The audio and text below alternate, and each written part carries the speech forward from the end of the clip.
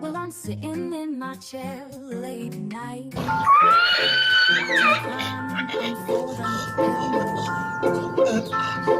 the darkest corner stories unfold.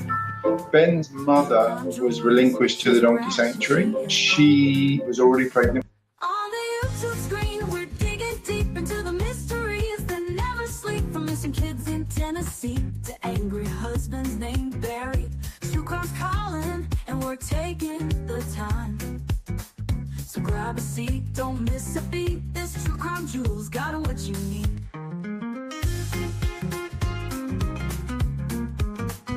From missing people to twisted minds, we're unraveling secrets old Barry tried to hide. Every clue, every twist and turn. In the world of crime, there's always more to learn.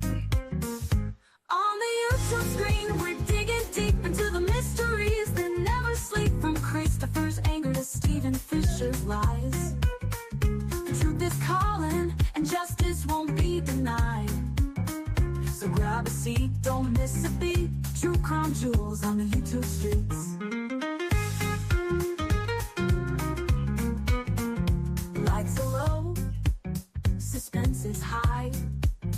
We're chasing truth, we spot every lie. Step into the darkness, hold on tight. Two flashlights out there in the dead of night. On the YouTube screen, we're digging deep. Barry Morphew's case is hot. A boy in Tennessee won't be left behind. From the coldest cases to the ones that shine. True crime's calling, and we're taking the time. So grab a seat, everybody. Don't miss a beat. This true crime jewels got what you need. We're always watching Barry and waiting for the truth. In the world of crime, January 13th, 2025. And join the true crime journey with Jewels of Thought and her gemstone family. Alright, folks, you guys are awesome. Okay, now then, I stumbled across this. Not sure if you guys have seen it, but it's a little bit amazing, and I don't know why it's amazing, because it's Christopher Proudfoot acting like Christopher Proudfoot, right? Wait, what? Wait, what? It's number 26. Have you claimed your number? Martian Planet, my friend, you are number one today. You win. If it walks like a duck, acts like a duck, it's Christopher Proudfoot. Thank you. Sam, I am. I hope you are well, my friend. Marlena, welcome. Triggered. Thank you so much for being here, Triggered. Aren't we all triggered whenever we have to watch, him? Ohio Stephanie, welcome. Janine, good to see you. Mischief all around. Hi, everyone. Thanks for a live. I needed something to listen to. Well, I hope it's going to be worthwhile, Mischief, and good luck on your cleaning, okay? Daisy, welcome. Good to see you. Ash Cash wants everyone to know, she says, hello, my beautiful friends. That's right. Y'all come on over here to this channel. It's where all the beautiful people hang out, right? Sunshine, welcome. DB, my friend. Fatal Paper Cut. Hello, governors. Top of the morning to ya. Morgan LaFay, welcome. Good to have you. And Moonlight View, so nice to see you. Thing 1, where is Thing 2? Susan Kemp, good to have you. Good to see you. Alan Jackson, oh man, love me some Alan Jackson. He's cinnamon hot. Mary Harris, welcome, my friend. Oh, we got so many people coming in. PJ, welcome. Seymour Noodle. DB triggered. All right, DB Sue and Dr. Sunshine. Oh, I'm sorry, Dr. Moonshine. When the moon hits your eye like a big pizza pie, that's amore. All right, enough of that. That's right. Beautiful inside and out. There you go. Hey, hey, Jude, don't make it bad. Take a sad song and make it better. Okay, we're done now with that. All right. Sunset gazing. Good to see you. She's cooking dinner for all of us. You guys are all invited. It's going to be a party at Sunset Gazing's house. Hey, Melissa. Good to have you. All right, folks. Here we are. Full moon tonight. I believe it's the first full moon of the year. Is that correct? All right. So does everybody have their number? You better be looking at your number. And the only way you can get your number is if you hit the thumbs up, right? So you have to hit the thumbs up to get your number. And your number may or may not become important because we are fixing to do channel giveaways. Oh, shoot. I lost my... Damn it, I hate when that happens. Okay, I'm going to have to do a Word document. I didn't want it. Oh, never mind. There it is. I found my pen. Okay, so you got to have your number. You have to have your number. And then you can't both be number 51. Man, you guys. We got Ash Cash and Sharon Shelton. They're trying to pull the wool over my eyes, folks. Recheck your number, Ash Cash and Sharon. Can't both be 51s. You don't want to share any prizes, right? All right. Hey, Machete.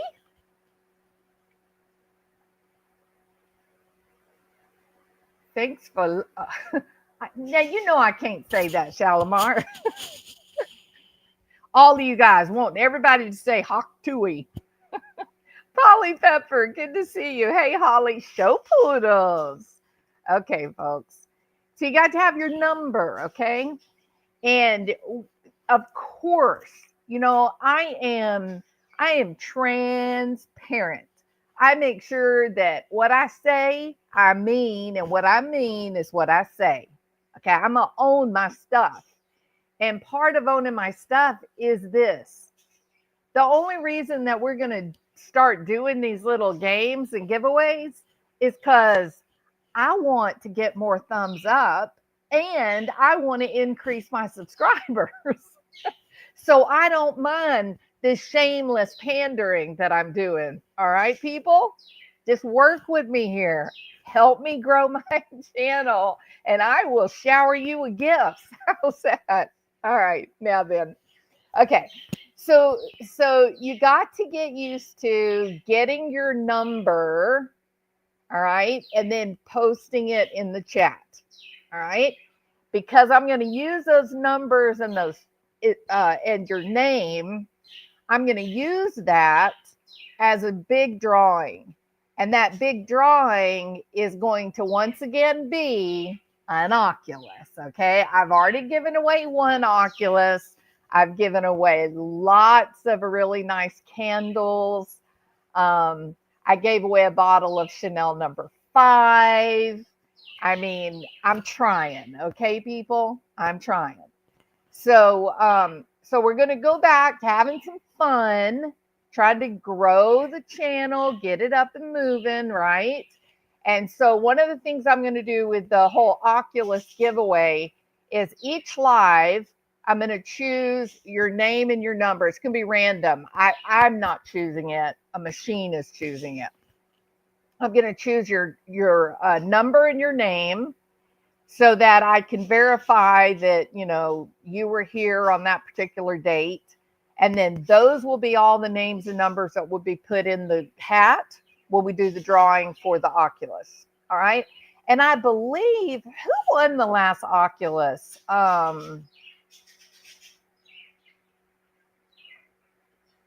Who was it? Hybrid Pisces. Hybrid Pisces won the last Oculus. So this giveaway, it's not just channel memberships. You have to be a subscriber, and you have to place your number as you come into the channel. Okay. The more times you're here, the more times your name is in the drawing. Yes. And this drawing will be for anyone who comes and listens, and your name goes in the pot. You have to be subscribed. You don't have to purchase a membership. I want to be clear. But if you purchase a membership, that'd be awesome, because we are going to have other stuff with just channel memberships. I'm going to have like some Buc-ee's treats, and I got a couple of cookbooks from Buc-ee's and stuff like that. So we're fixing to get fired up, folks. I am ready to see 20,000. I'm ready to see 20,000 subscribers. So that's what we're fixing to start working on. All right. Okay. Have had a bunch, but saw others with the same. What'd you see, Morgan? Are we supposed to pick any number? No, Cinnamon. When you come in and you hit the thumbs up, it will show what number you are on the thumbs up. Does that make sense? Hey, Gigi. So if you haven't hit a thumbs up yet, hit the thumbs up and you'll notice that you get a number when you hit thumbs up. Like John Wallet is number 71. AP 100. Whoa, that was good planning, wasn't it? All right, cool beans. Now look, we can't have two people with the number 100. Okay. No, we got three people with the number 100. Y'all messing me all up. All right. Miss Catherine knows playing by the rules. She's 101. All right. Okay, folks. Now then. So I ran across this Katie Proudfoot interview, and I was fairly horrified. Hey, Terry Lynn. I was fairly horrified once again by Christopher Proudfoot's behavior. All right. I don't know what's wrong with that man. He simply doesn't get how he affects other people, does he? He doesn't get it. I promise you, he thinks he's special. He thinks that he has charisma and that people like him. And when he speaks, that people are impressed by him. He does really believe that, right? Which I think is why he's so, obtuse. He like when other people are trying to talk, he'll just butt in because whatever thought has come to his mind, to him, that's just the most important thing, right? Martin Smallwood, my friend. Martin, if you win the Oculus, do you promise that you will learn to play it? I want to promise right now, Martin. Okay. Because if you do win it and you promise to learn to play it, then we're going to go in a game and I'm just going to like shoot you and you're going to shoot me and we're going to have a great time killing each other. Okay. All right. That goes for everyone. Whomever wins the Oculus, you have to promise that you're going to learn to play it. And then we're going to go into my favorite game. And then we're going to see who's best at shooting each other. Okay. All right. Now then. I know, Marlena. I know. He's a total jackass. All right. So here we are now. Welcome, everybody. Be sure that you when you hit the thumbs up, you're going to get the number that you are when you hit the thumbs up. That's the number to put into the chat. Okay. Chat's being recorded. It's going to get put into a little computer system that is going to randomly choose a name. And we're going to do that. I'm going to look at the time frame for how long to do it. And at the end, that'll be the pot that I pull the name from. Okay. I'm talking about for the Oculus. All right.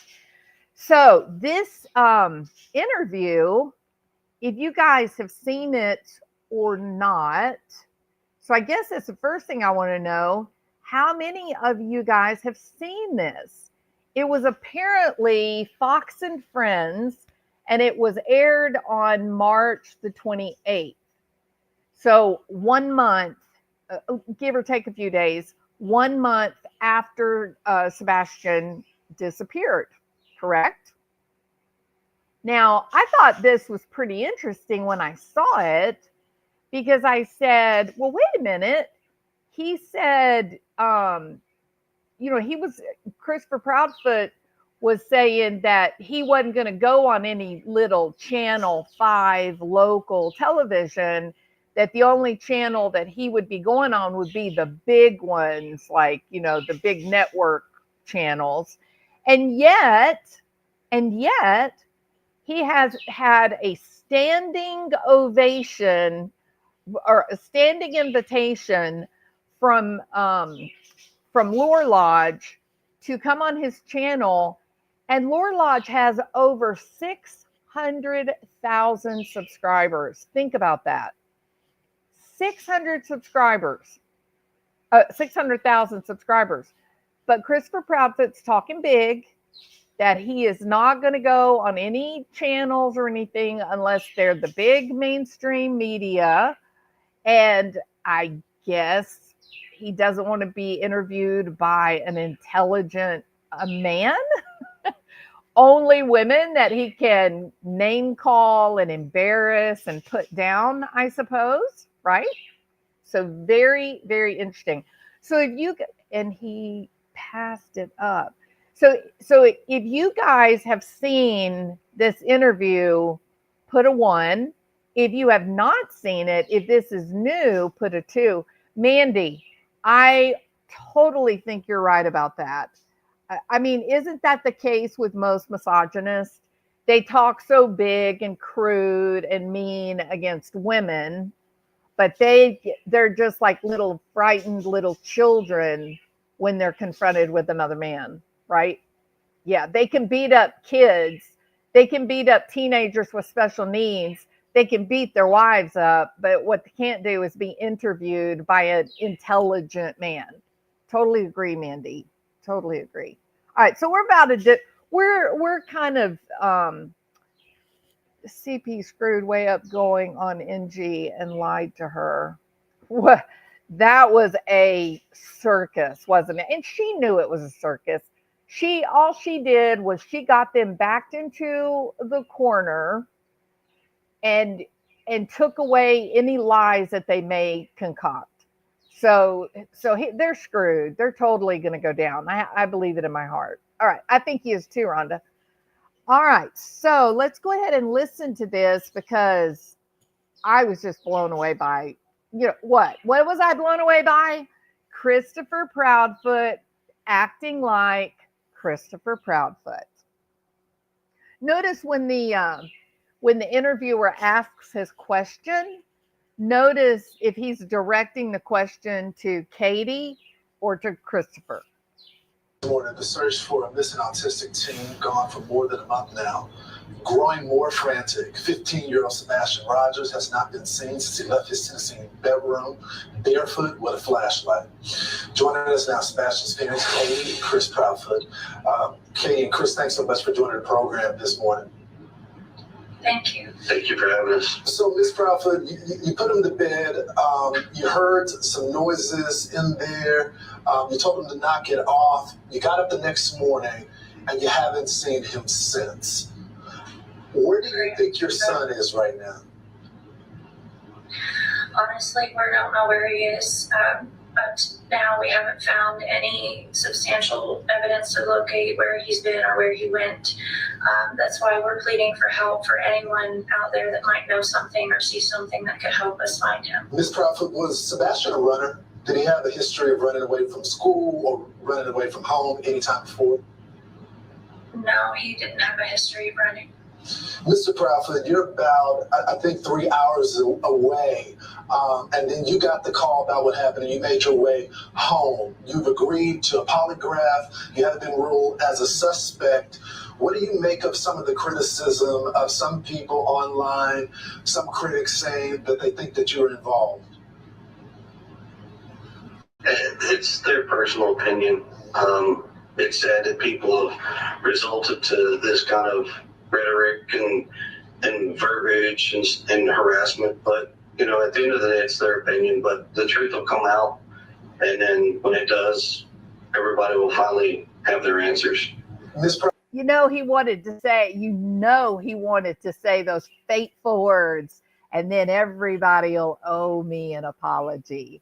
If you think that he wanted to say that and he had to like come up with a different answer because he knows Letitia Stout said those very words, right? So if you think that Proudfoot wanted to say, well, when Sebastian's found, then you're all going to owe me an apology. Put a 1 if you think he was going to say that. The truth will come out, Trishy. It is Letitia Stout made over, right? Just like good old Letitia, crazy ass Letitia. Like he's struggling to figure out how he wants to say it. Listen, let me go back to it. He is really trying to figure out what he really wants to say is you're all going to owe me an apology, but he has a hard time figuring out what he wanted to say. It's their personal opinion. It's sad that people have resorted to this kind of rhetoric. And he says it's sad that people have resorted to this type of rhetoric, or it's sad that you are who you are, Christopher. And verbiage and harassment, but you know, at the end of the day, it's their opinion, but the truth will come out, and then when it does, everybody will finally have their answers. Everybody will highly have their answers. You know what, Proudfoot? You have built yourself up to be a legend in your own mind, but in truth, you can't even manage the English language, and that's your primary language. Ms. Proudfoot, did your son Sebastian have any friends that you think, did he have a cell phone? Had he made any type of contact? Not that we know of. Ms. Proudfoot, you did decide to leave the home and you went to go see your husband, which I said is about 3 hours away. And some people have said that, you know, you have an autistic son who's missing. Why would you leave the home? Can you give us some insight on why? I mean, this was a great interview, right? These are some serious questions. This guy is not, you know, pulling any punches. This is on Fox and Friends. And he is he is really, really putting the tough questions out there.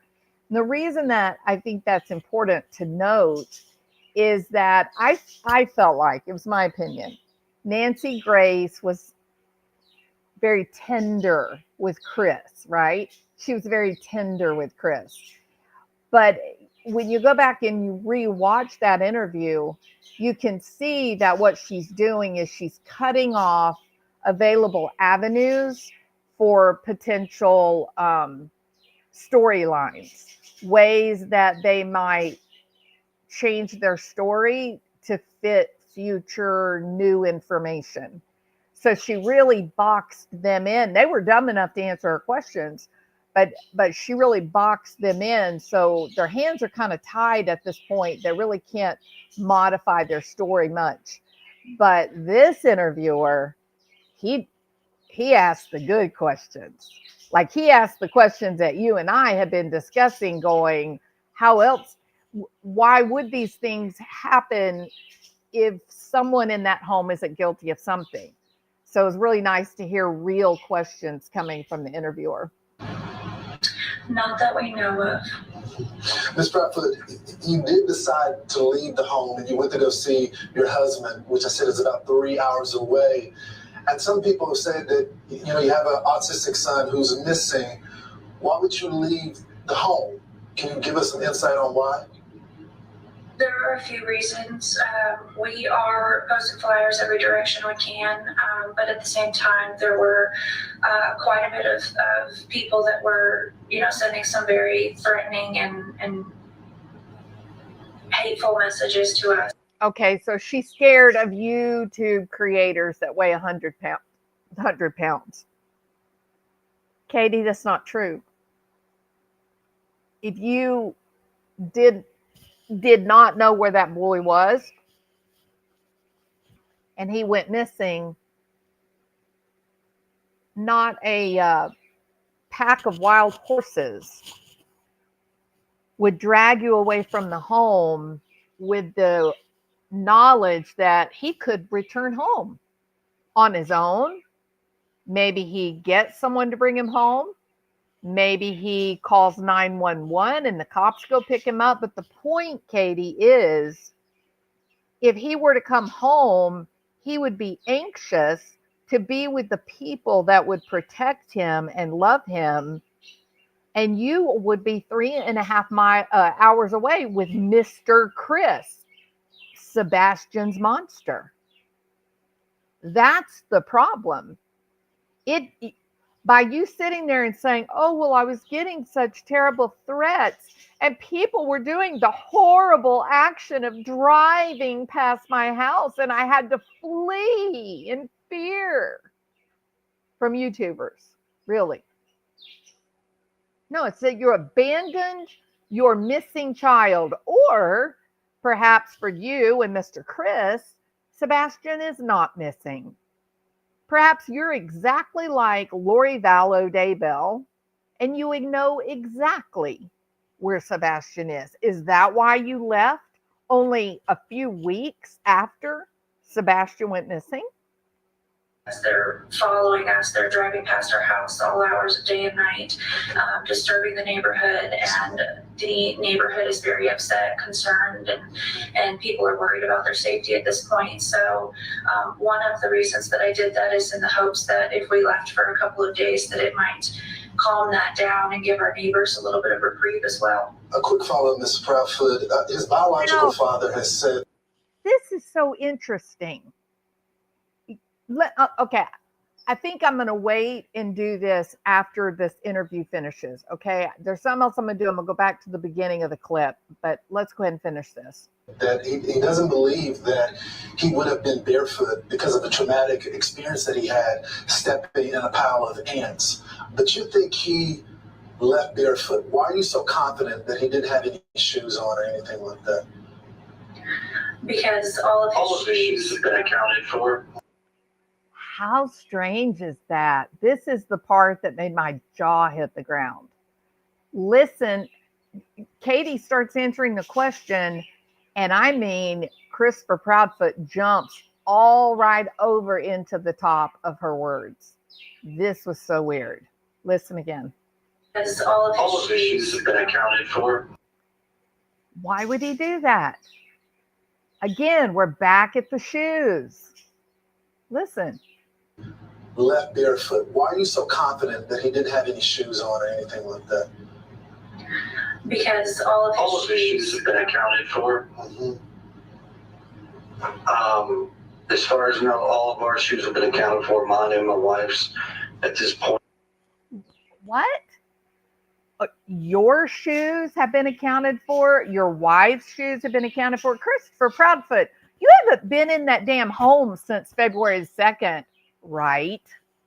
I mean, according to what the restraining order, not restraining order, the limits whether you can be around Sebastian or not.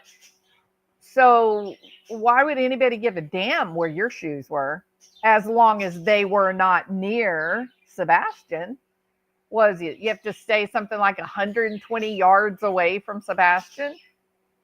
Which means if Katie is staying in the house, where's Christopher gonna stay? Oh yeah, in your little apartment, right? Did you stay in your apartment on the 25th, or did you get all drunked up and go over to Katie's and start making a problem? Is that how it happened, Christopher Proudfoot? Because the cat's out of the bag, buddy.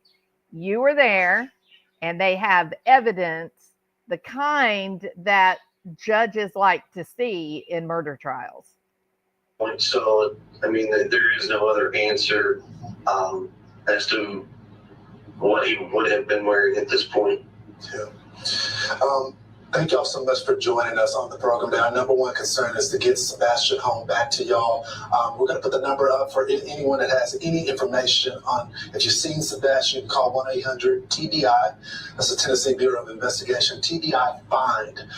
We'll put up the timeline. If you were in any of these areas, we hope that you'll reach out to the number. Katie and Chris, thanks so much for joining our program. All right. So I want to go back to, wasn't that great? Such a crazy interview. All right, so let's look at the photographs that Katie and Christopher provided to Fox and Friends. Yeah? So take a look at this one first. And I've got to pull up this other photo that I have. Hold on. I should have it. Let's see. Oh no, my computer did it again. I don't know why it does that. Okay, delete that.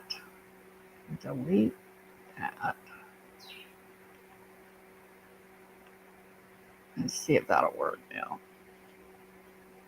Nope, it won't do it while I'm live on StreamYards. That is just makes me mad as hell. Let me see if I've got it over here on this one. Okay, I got that.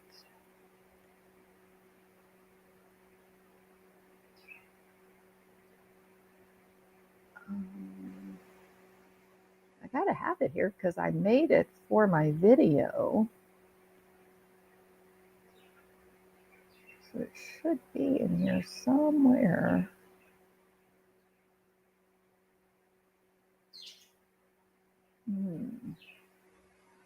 Okay, that's Seth.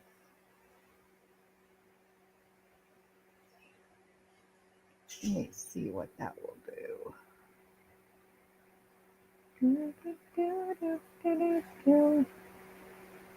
Y'all just talk amongst yourselves while I try to figure out. My computer locks itself down. It won't let me. Nope. It doesn't let me. That's so strange why StreamYard does that to this particular computer. It didn't do that to my other computer. But maybe I can show it. Yeah, I can show it right here. All right. That'll work.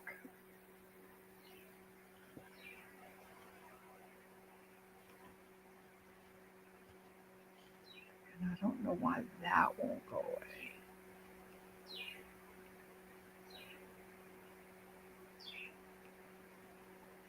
Huh.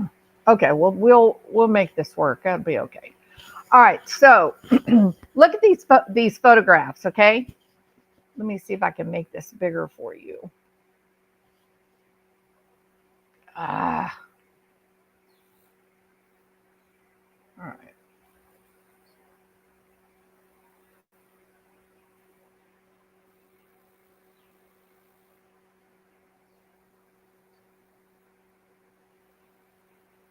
All right, so it's a little bit bigger, right? All right, so notice these photographs that Katie or Christopher Proudfoot would have provided to Fox and Friends. So here's this one.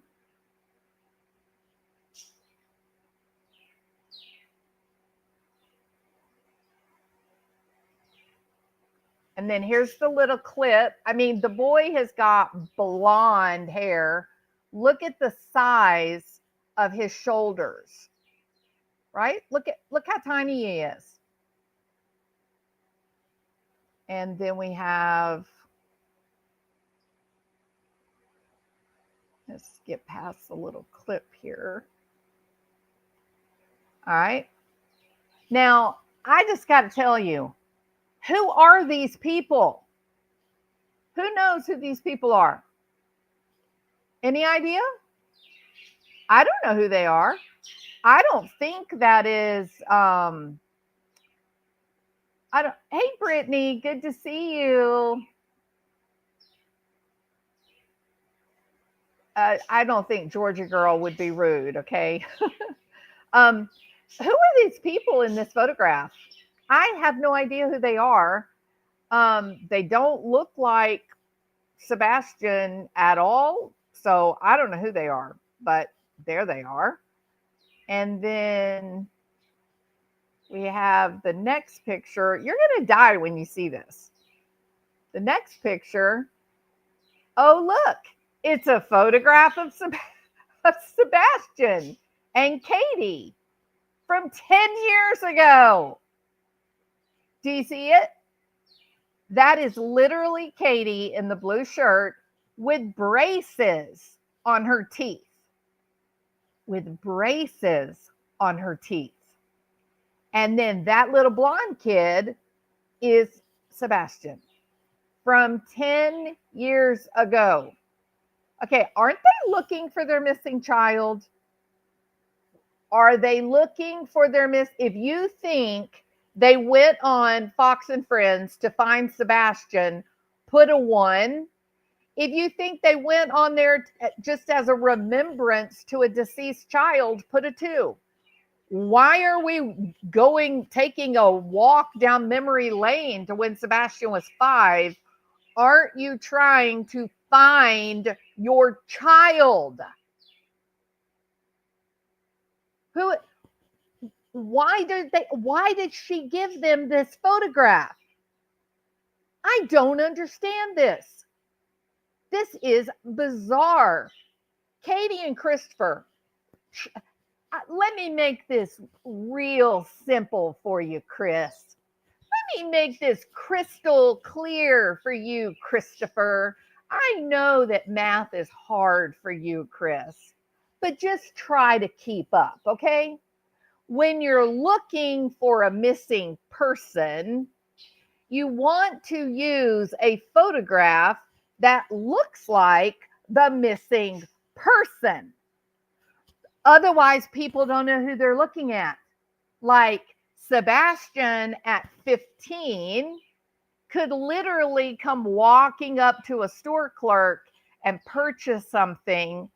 But if that store clerk sees this photo of this little blonde kid, green tea, she's not going to have any idea whatsoever that this kid is the one who is missing, that you're actually looking for. Look at what Sebastian looked like the night that he went missing. He's like 5'5". He's almost exactly the same height as Katie. Look at his shoulders. The edge of his shoulder is right here, y'all. Right here. Look at his jawline. You want to know why his jawline looks like that? Because he has been through puberty. Isn't that right, Chris? Look, Chris, we all know you're dealing with low IQ. We understand. We're not passing judgment on you, buddy. We're trying to make this simple for you so you can manage this math. When a 15-year-old boy who has been through puberty goes missing, and you are going on Fox and Friends to ask the nation, hey, the world, to look for said 15-year-old boy, you do not give them photographs of a 5-year-old boy. I'm sorry that's so hard for you, Christopher. We all have our limitations. Look at this boy's shoulders.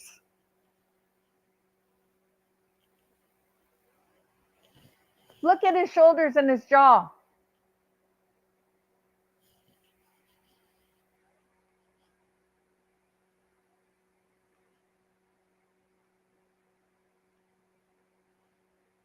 Now look at the photograph that they gave.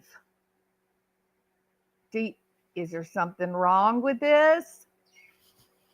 Who sees the problem?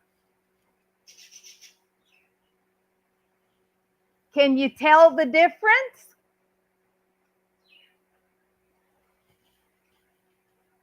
Come on, Christopher. Are you really looking for Sebastian? Do you and Katie really want to find him?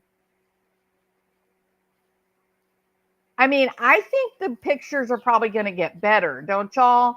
I think probably there'll be some photographs of him, as a 15-year-old pretty soon. Oh, wait. Huh. Who's this? Where is Sebastian in this? Like, who are these kids? You want us to believe that's a photograph of Sebastian? Where exactly? And once again, we don't know who these kids are, but Katie gave them pictures and said, here's a picture of Sebastian. And there is Sebastian again as a 5-year-old. I have a thought, Christopher Proudfoot. Was this your idea? Because you're so smart. You're so much smarter than anyone else, aren't you, Christopher? You know so much more than anyone. You said, ooh, Katie, what are we going to do? Fox and Friends invited us on. They're going to know we're guilty if we don't go. Hey, I got an idea. Let's put photographs of Sebastian when he was a little baby. Which is real curious, Katie, because in the Texas Roadhouse video, we can clearly see you took photographs of that kid the night he went missing. And your idiot husband that you're married to, he admitted to the whole internet that you sent those photographs to Christopher. I don't know what you guys are doing. Like, I don't know if y'all are just hoping the cops aren't noticing the things that little old me seems to be noticing. And I'm not even law enforcement. I don't have a lick of training as a detective like SF Investigates. But I can see something strange about the way you guys are behaving. And it looks like to me that this very intelligent, really well-versed anchorman is asking you real questions. And look at the look on his face. He looks like he hates you, Christopher. Now, I wonder what would make that good man hate you. Maybe because he thinks exactly what everybody else thinks. Oh, look, maybe we're about to get an updated photograph of little Sebastian. Is that Sebastian as a 15-year-old? What do you think? If you believe this photo is a picture of Sebastian when he is even 13, 14, 15, put a 1. If you think this is a photograph of Sebastian when he was 9 or 10, put a 2. You know what, Christopher Proudfoot? You're too damn dumb to try to get away with murder. Just saying. I mean, Charlie Adelson is a bona fide genius. He didn't even get away with it. All right, so that is that. And believe it or not, folks, those are the pictures, the photographs that this clown couple gave to Fox and Friends, a major network, morning show. Those shows get the biggest views. Morning show sent out to the entire country. Why would these be the photographs that they would give if what they're actually doing is really and truly looking for their child? What do you guys think? Why do you think they did this? I'm a meme girl. I play Oculus every single day. I love video games, but my Oculus, man, that's a game changer in my life. It's wonderful. And spanking a 15-year-old. Thank you, Snooper. Yeah, absolutely absurd. They don't want him found. Exactly, Sunshine. The idea, the idea that someone might have seen something in Mississippi, right? The idea that someone might have seen something. So now they get the, can you imagine? Just think about this. Can you imagine the stress that these two jokers are under? Have you seen them lately? Do you want to know how much weight they have both gained? Look, I'm no skinny mini. Don't get me wrong. You're not going to put me out on the runway in high fashion. I'm a little short thing.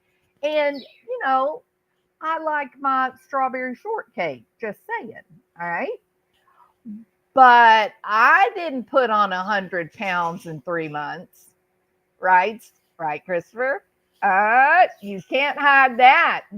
You can't hide those jowls. Those jowls, those are the jowls of 100-pound weight gain, Mr. Proudfoot. I'm guessing it's probably beer.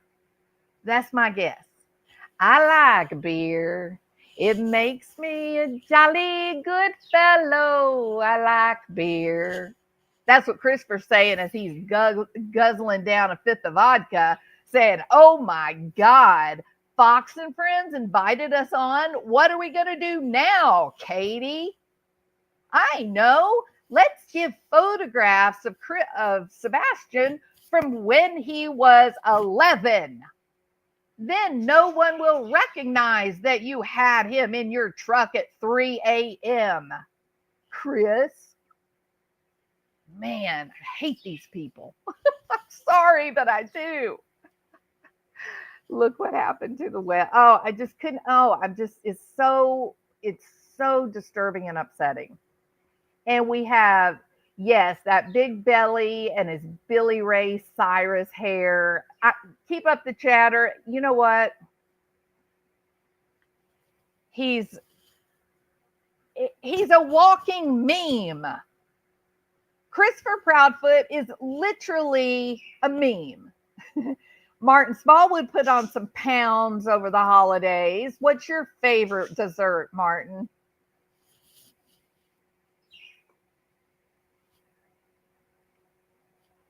Let's see what Martin likes. I bet you like mushy peas, don't you? I don't like mushy peas.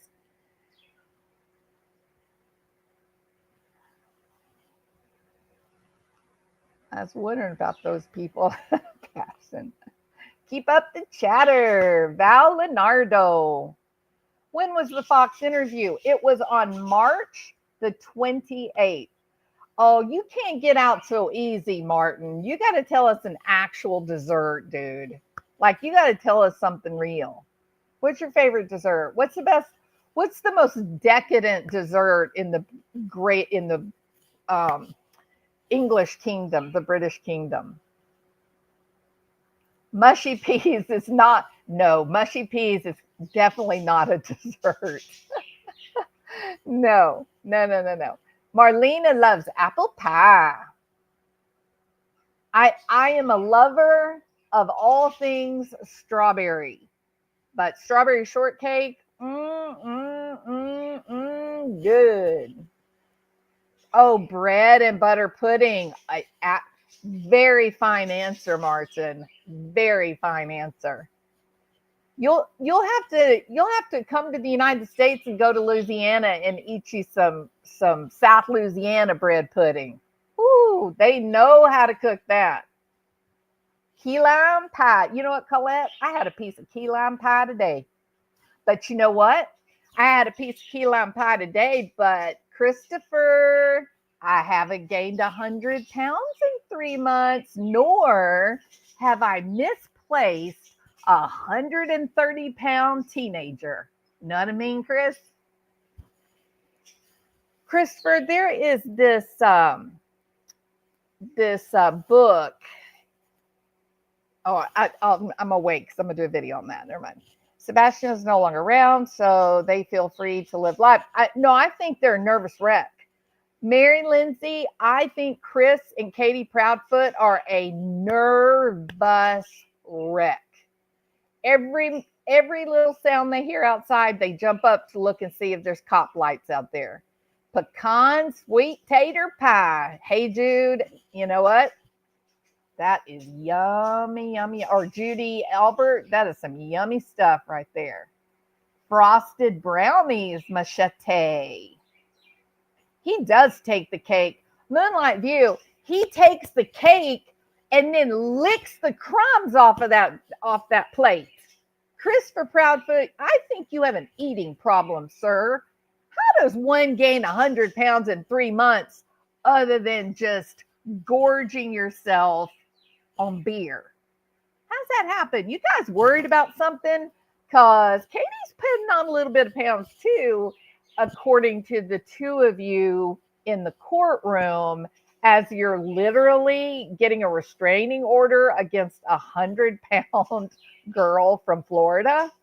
Ooh, Chrissy Wissy is so frightened. Ava, I did too, girl. The food especially, right? Tiramisu is absolutely yummy, and it's a bit hard to make. It's one of those decadent desserts that you really got to have your heart into. Hey, Cassie Roku, how are you?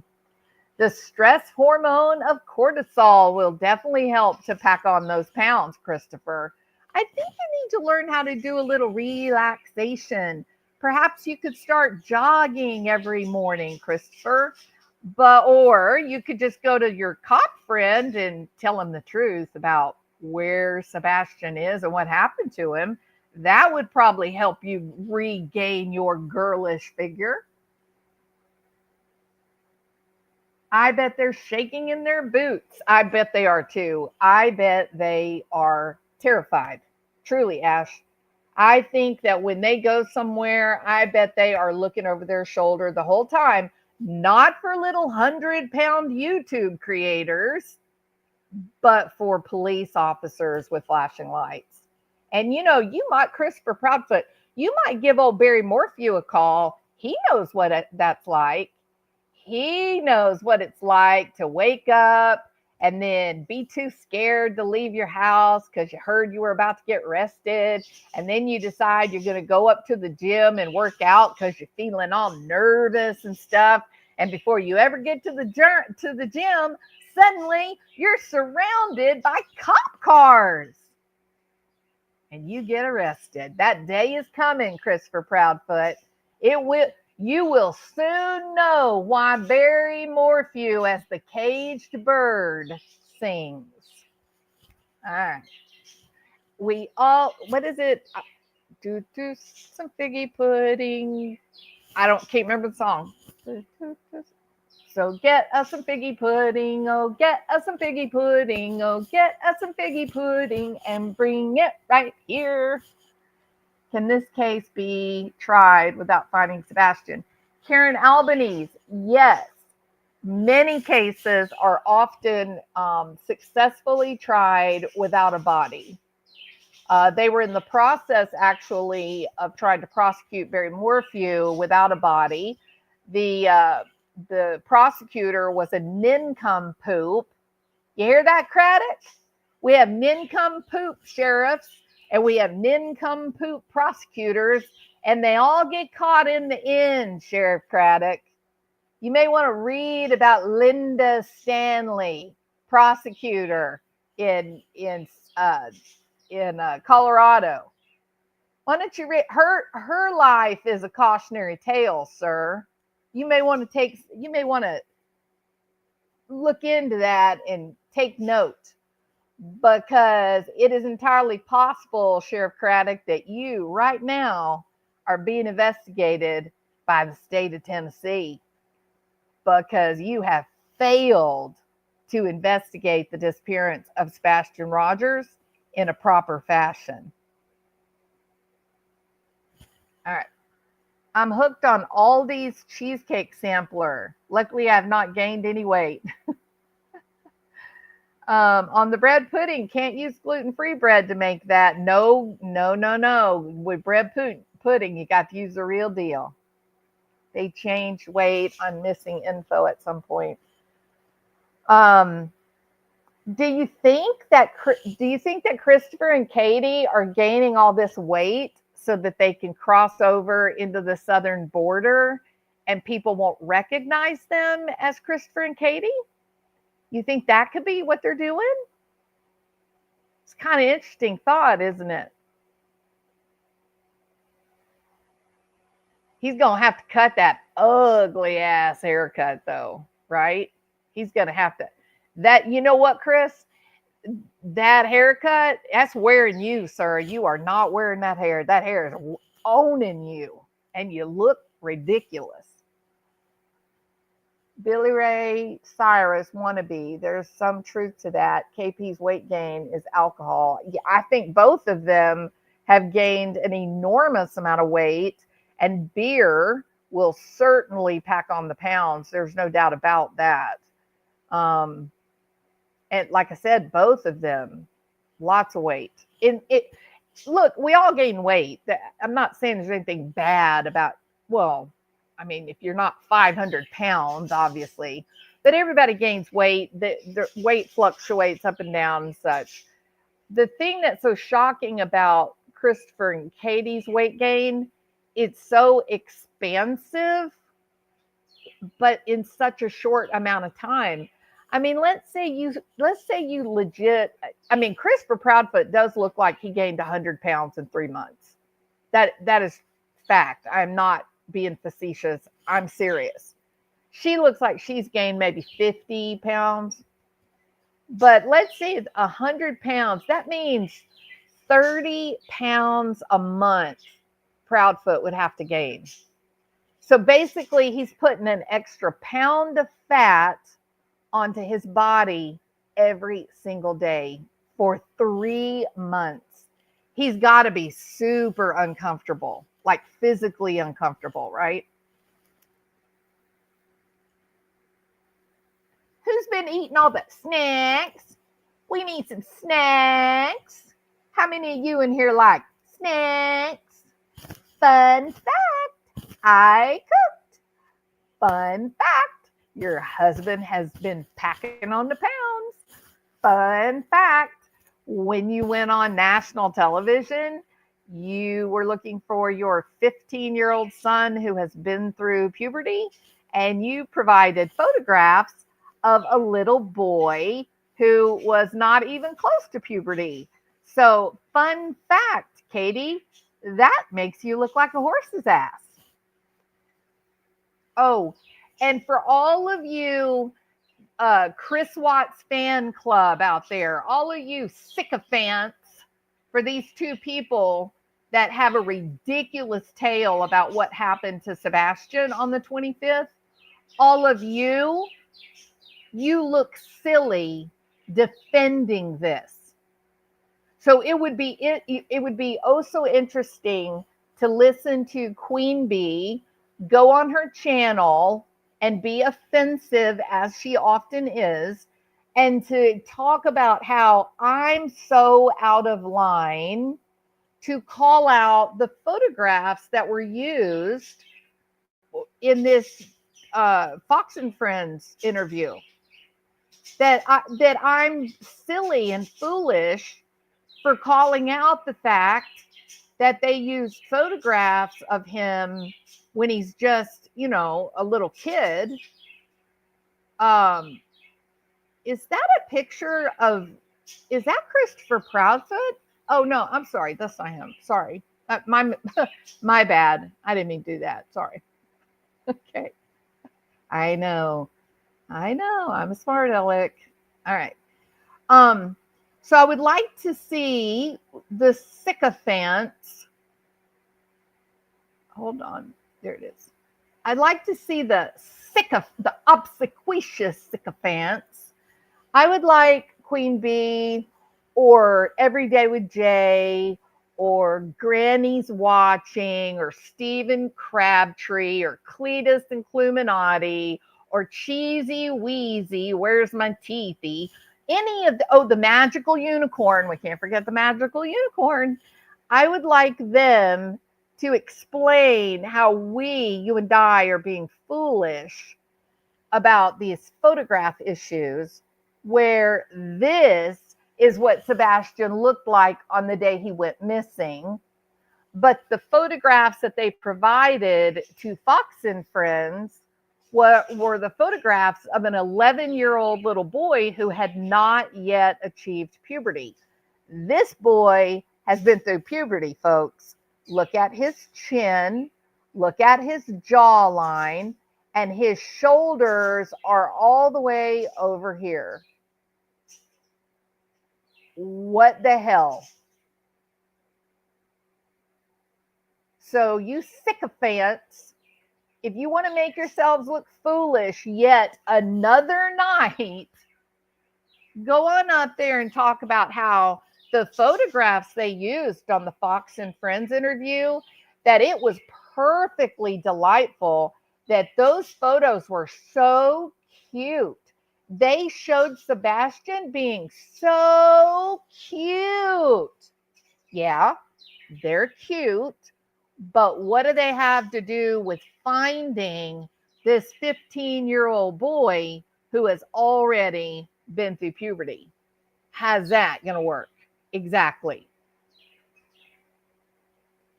Why have they frozen Sebastian in time? I think that is an excellent question, Morgan. I think it's an excellent question. It's such a mystery to me why Katie and Christopher Proudfoot thought that nobody was going to notice these photographs. I mean, can you imagine the people at Fox and Friends looking at these photos and going, wow, he really didn't grow, did he? I mean, they said he had like some DNA issues, some chromosomal problems. I guess he's one of these little kids who's always going to be 3 feet tall and is never going to grow up. Oh, that's so sad. Meanwhile, back at the ranch, Sebastian is 5'5", weighs 130 pounds, and has a jawline like damn Sylvester Stallone. You know what I wish would happen? I mean, if some of us may or may not have a connection at Fox News, would it be interesting to know that Fox reached out again to Katie for a second interview, and she refused to come because they asked for updated photographs of Sebastian? What is that, Christopher? Huh? You need another beer? Yeah, I thought you might, buddy. Just go ahead and grab you a big old can of Schlitz malt liquor, buddy. Something tells me you may need it sooner than you think. All right. My mind is blown, and I wouldn't put that past Christopher Proudfoot allegedly saying to Seth to get on the same page. Very worrisome. Absolutely, Pamela. Thank you for reminding us of that odd moment. How about this moment? How about the moment that Christopher Proudfoot says to the father of Sebastian, a man who loves his son with his whole heart? How about when Christopher Proudfoot says to this father, hey, what are you going to do if this thing goes south? And Seth says, what do you mean? And he said, what are you going to do if you find out he's dead? This was said to Seth 4 hours after they realized Sebastian was gone. Now, look, I don't think it takes a professional psychologist to point this out. I think we all get it. Parents cannot envision that their baby is gone. We can't. Our brains do not want to embrace that idea that our child may be dead. We cannot go there. It's such a horrifying thought, yes, but isn't it actually against nature? We are not supposed to bury our children. You know what I mean? It's a crime against nature for someone to murder your child. And it's the kind of thing that we never recover from, ever. We learn to live with it. We learn to have an acceptance that this nightmare happened, but we never find meaning from it. We don't ever find ourselves moving into a healthier place afterwards. It will damn near break you, tear you down. And isn't it fascinating that this jackass, after Sebastian's only gone 4 or 5 hours, that Christopher Proudfoot utters these words to a man who is deeply disturbed that his child is missing. Seth was deep in grief. You could see it all over his entire body language.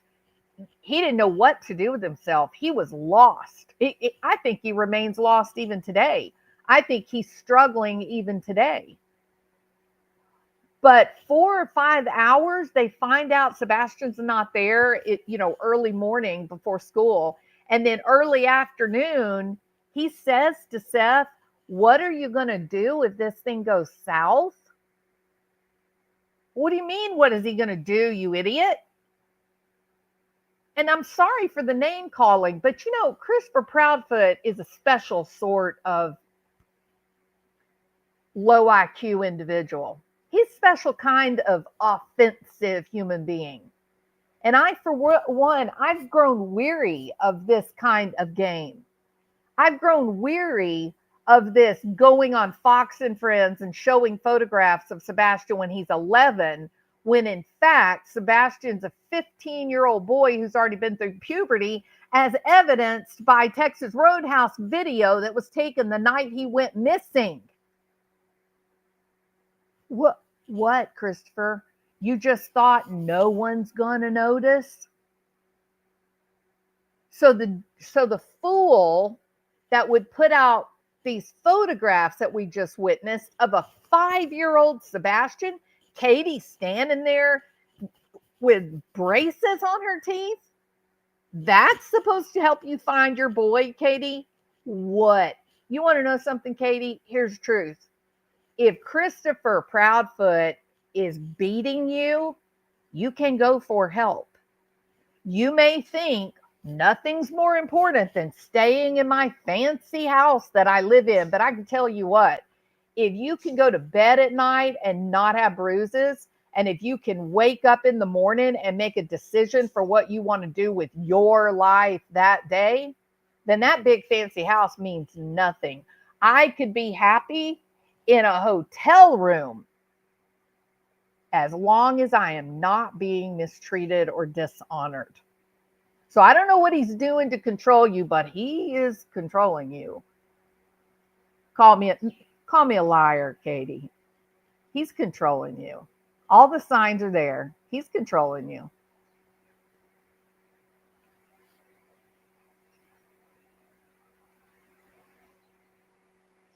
I'm going to work on this tonight. I'm going to put it into my video editor, and get it cleaned up and get us a good, nice, big picture to evaluate. All right. This literally, the photograph that they think looks like the picture of the boy at Texas Roadhouse. Just look at that.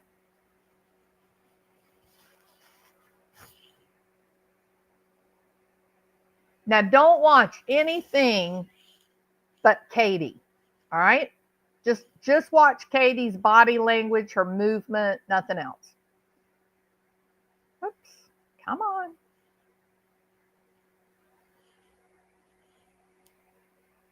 a month now. Growing more frantic, 15-year-old Sebastian Rogers has not been seen since he left his Tennessee bedroom barefoot with a flashlight.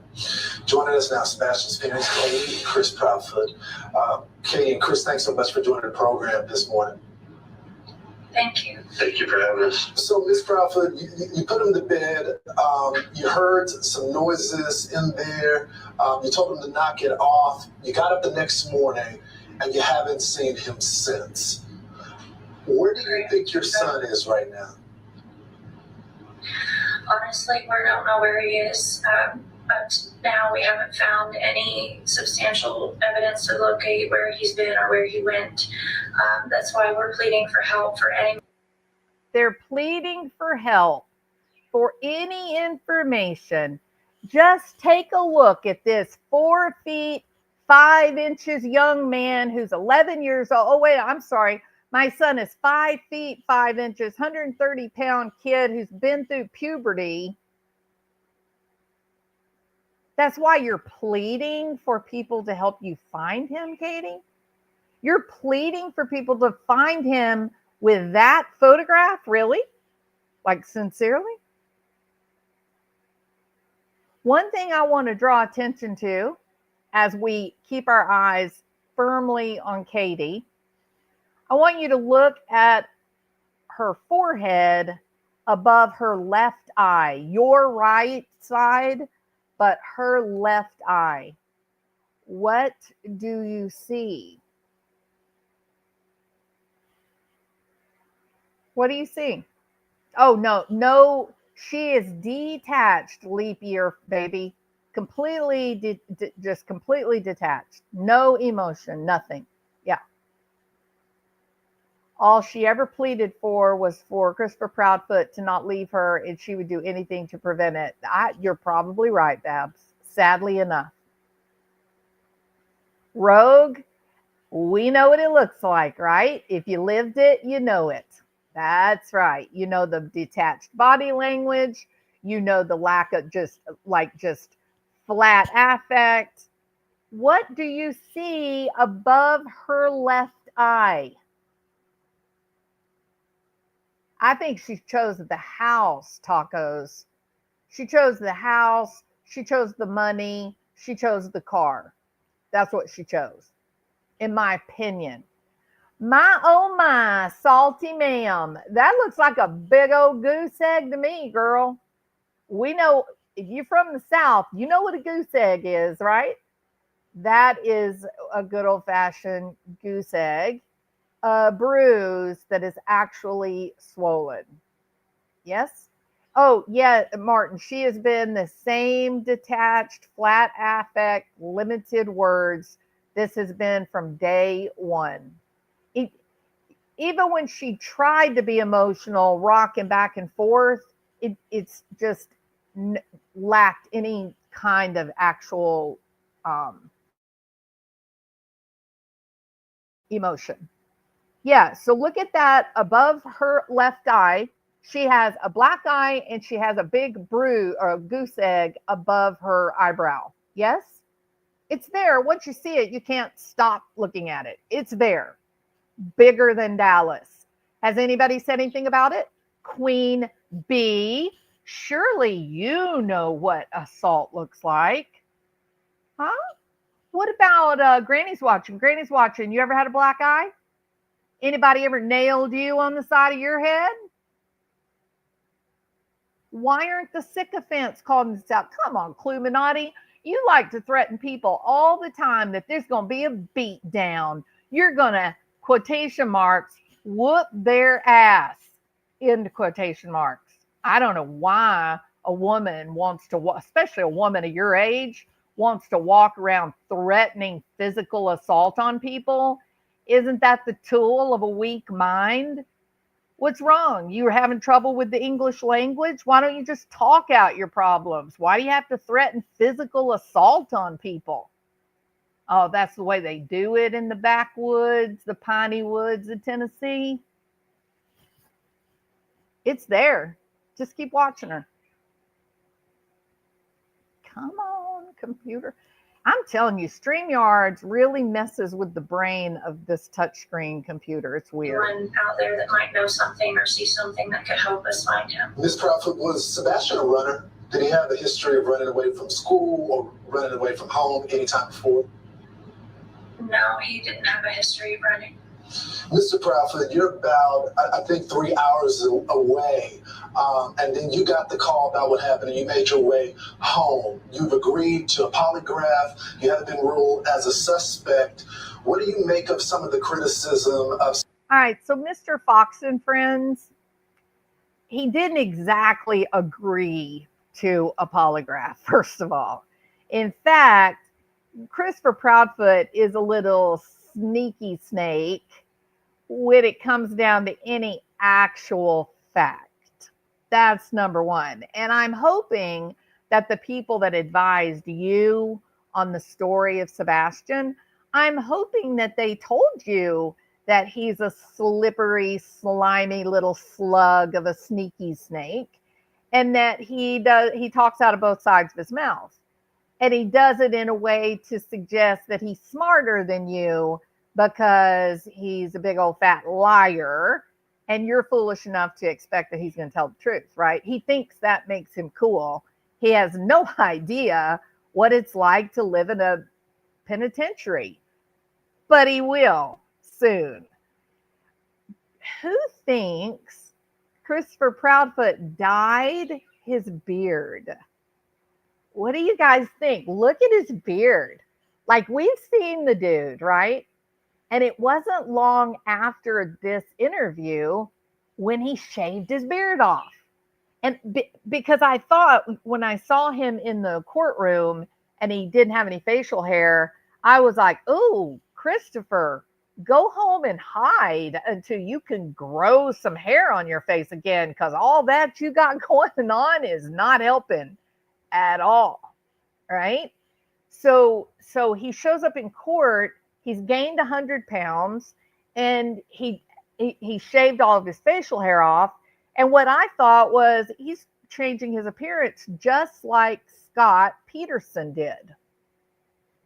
Scott Peterson gained weight, dyed his hair, and then used his brother's ID. I mean, he did, to be fair, he looked like his older brother, who was about 60 pounds heavier than Scott Peterson.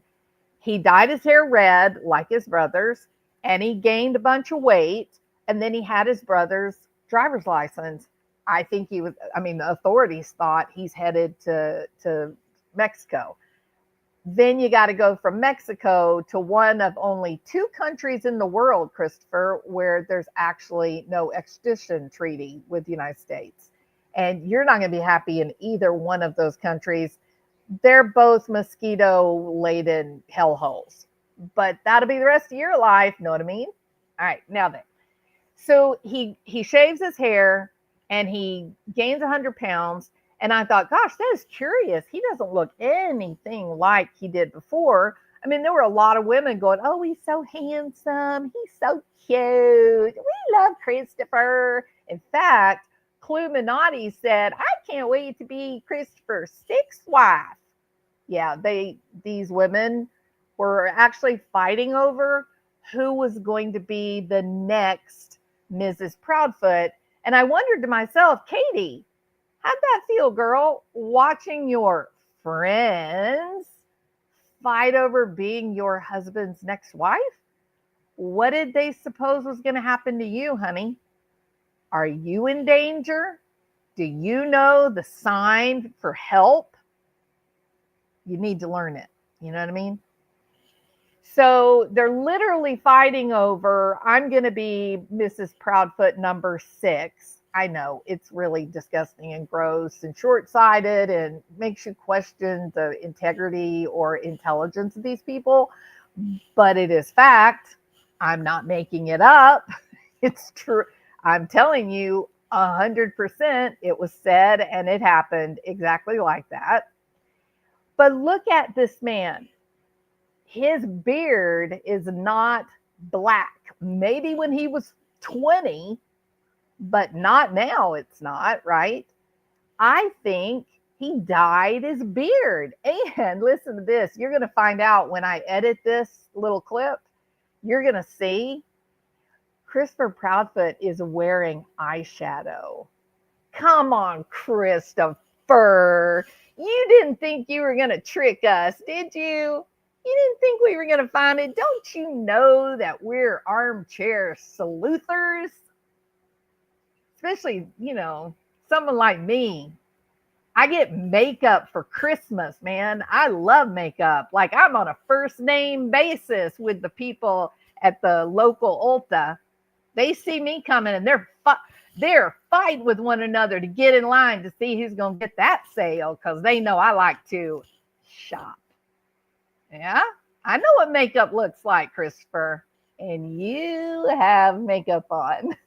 Okay, now then. We saw it with Gray in it. Yes, we did. CP looks phony. He's so phony. Reality wins. Yes, absolutely.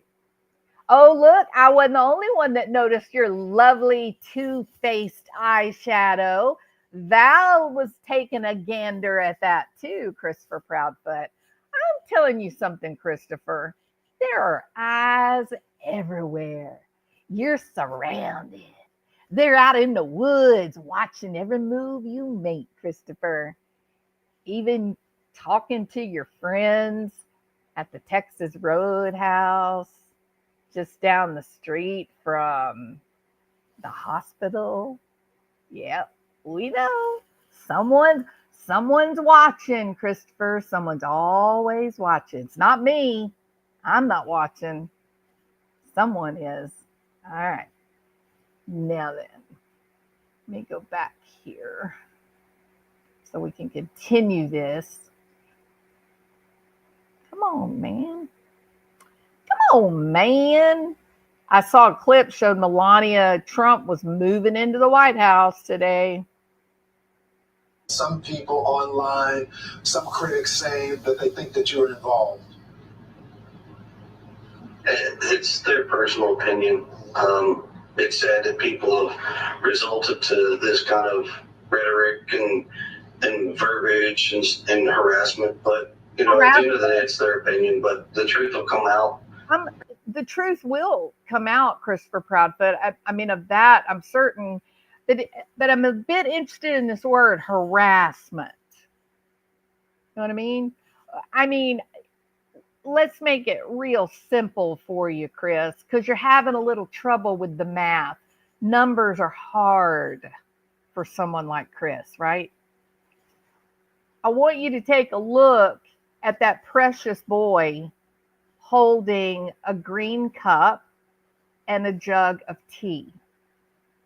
I want you to take a look at the shoulders, the width of his shoulders. And I want you to notice his chin and his jawline. Does that person right there, would you say, oh yeah, totally, that guy's totally been through puberty? Yeah, that's him. 4 feet tall, definitely puberty. Or would you look at this cute, precious baby and say, this is a delightful 11, even in this picture, maybe 10, 9, maybe 10 years old, right? It tells us again, Katie, how you went on Fox and Friends for help to find your boy. That video of green tea, it's delightful. No question about it, delightful. But how exactly do you think that video looks anything even remotely like Sebastian at the Texas Roadhouse? Like, how does that even... They don't even have the same hair because the kid is so young in the green tea video that his hair is still mostly blonde. So why do you two think that you can just lie and bullshit and no one is noticing? Least of all, the TBI and the FBI. Oh yeah, and Sheriff Craddock. The investigators at the state may be looking into you and why this boy's disappearance has not been investigated. Why was there no luminol in the house? Why did you allow them to get a professional house cleaning? Why did you do that? It's literally incredible. You know what? It isn't very often that I get really deep into a single case. Usually if I do that, it's usually a trial that's going on. But every now and then a case comes along where there's just such corruption and a person has been so completely abused and mistreated that I feel like a moral imperative to speak out, to say the truth. And the truth is, Christopher Proudfoot, that you guys gave photographs and videos of a little boy. And the kid that went missing on February the 25th was not a little boy. He was a 15-year-old who had been through puberty already. You two have no interest in finding this kid. You have zero interest based on your behavior. Nothing else, just your behavior. So I'm going to keep calling it out. I'm going to keep on calling out the bullshit. And by the way, Katie, how the hell did you get a black eye and a goose bump on your head? You know what, Christopher? I would think at this point you would have learned to keep your damn hands to yourself. And then when it does, everybody will finally have their answers. Ms. Proudfoot, did your son Sebastian have any friends that you think, did he have a cell phone? Had he made any type of contact? Why are you giving photos of Sebastian as a little boy?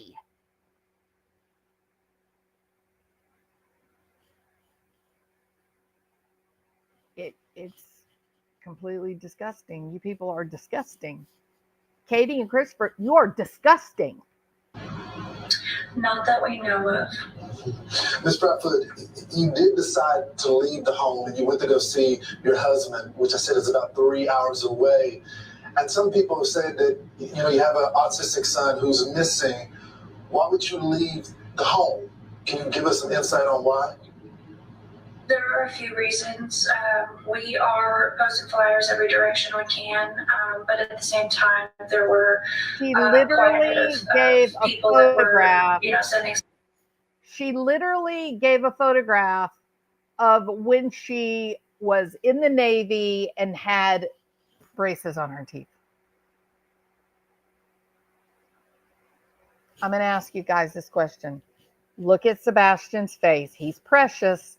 He's a little cutie. No question about it. Charming. Does that little kid look like the young man in the Texas Roadhouse video? Now, I have been really focusing hard on Christopher Proudfoot. I own that, okay? But now I'm going to change my direction. If you are Sheriff Craddock, I saw somebody white knighting for Sheriff Craddock. Oh, don't attack all the investigators. It's just Sheriff Craddock. Don't be mad at all of them. Okay, I'm mad at the whole department and I own it. And here's why. Let's just pretend for a moment, okay? Hypothetical here. Imagine that you are one of the cops who is out there early morning looking for this young man, and you are wanting to find him. You want to bring him home. You are absolutely worried to death about this kid, right? You're a good cop. You're a good person, and you really want to find him, right? So you're out there, you're going door to door, you're traipsing through the woods like you are giving it your all because you're a good human being, you're a good father or a good mother, and you're a great cop. Yes? Now I want you to imagine this. The photograph they give you for what you're looking for is this one right here. They tell you that's what you're looking for. Or they give you that picture. Hell, I don't even know which one of those is Sebastian. Like, who are those kids?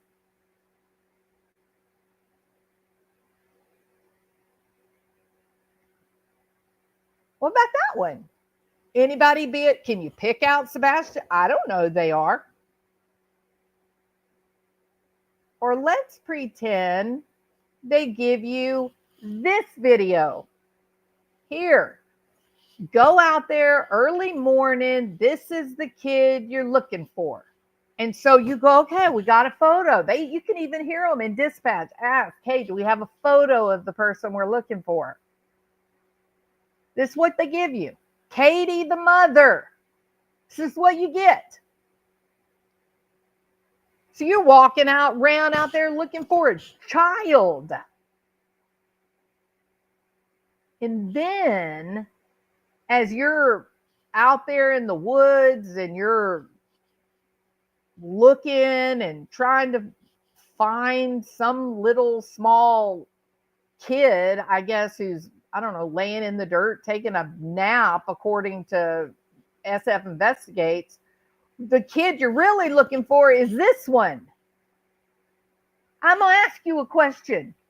As law enforcement, who was taking your time in the early morning to go look for a kid, and you find out that the kid you're looking for is actually a kid who's like 5'5", weighs 130 pounds, whose damn shoulders are at least 2 feet, 2.5 feet wide, are you going to be angry? Are you going to be asking some questions when you see that jawline?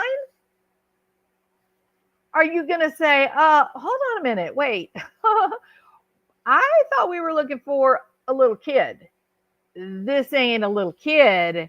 So what's the deal here? Right? You would expect that. And I guarantee you there were some cops that did that, that had that reaction. I guarantee you there had to have been, because there's good people in the world, right? But what if you're Sheriff Craddock? You're the boss. You're the one who's supposed to make sure these investigations go as planned. Oh, I'm sorry. They did go as planned, Sheriff Craddock. Is that right? Am I hearing what you're saying? Well, I'm sorry, Jules, but what has happened is exactly what me and Christopher planned would happen.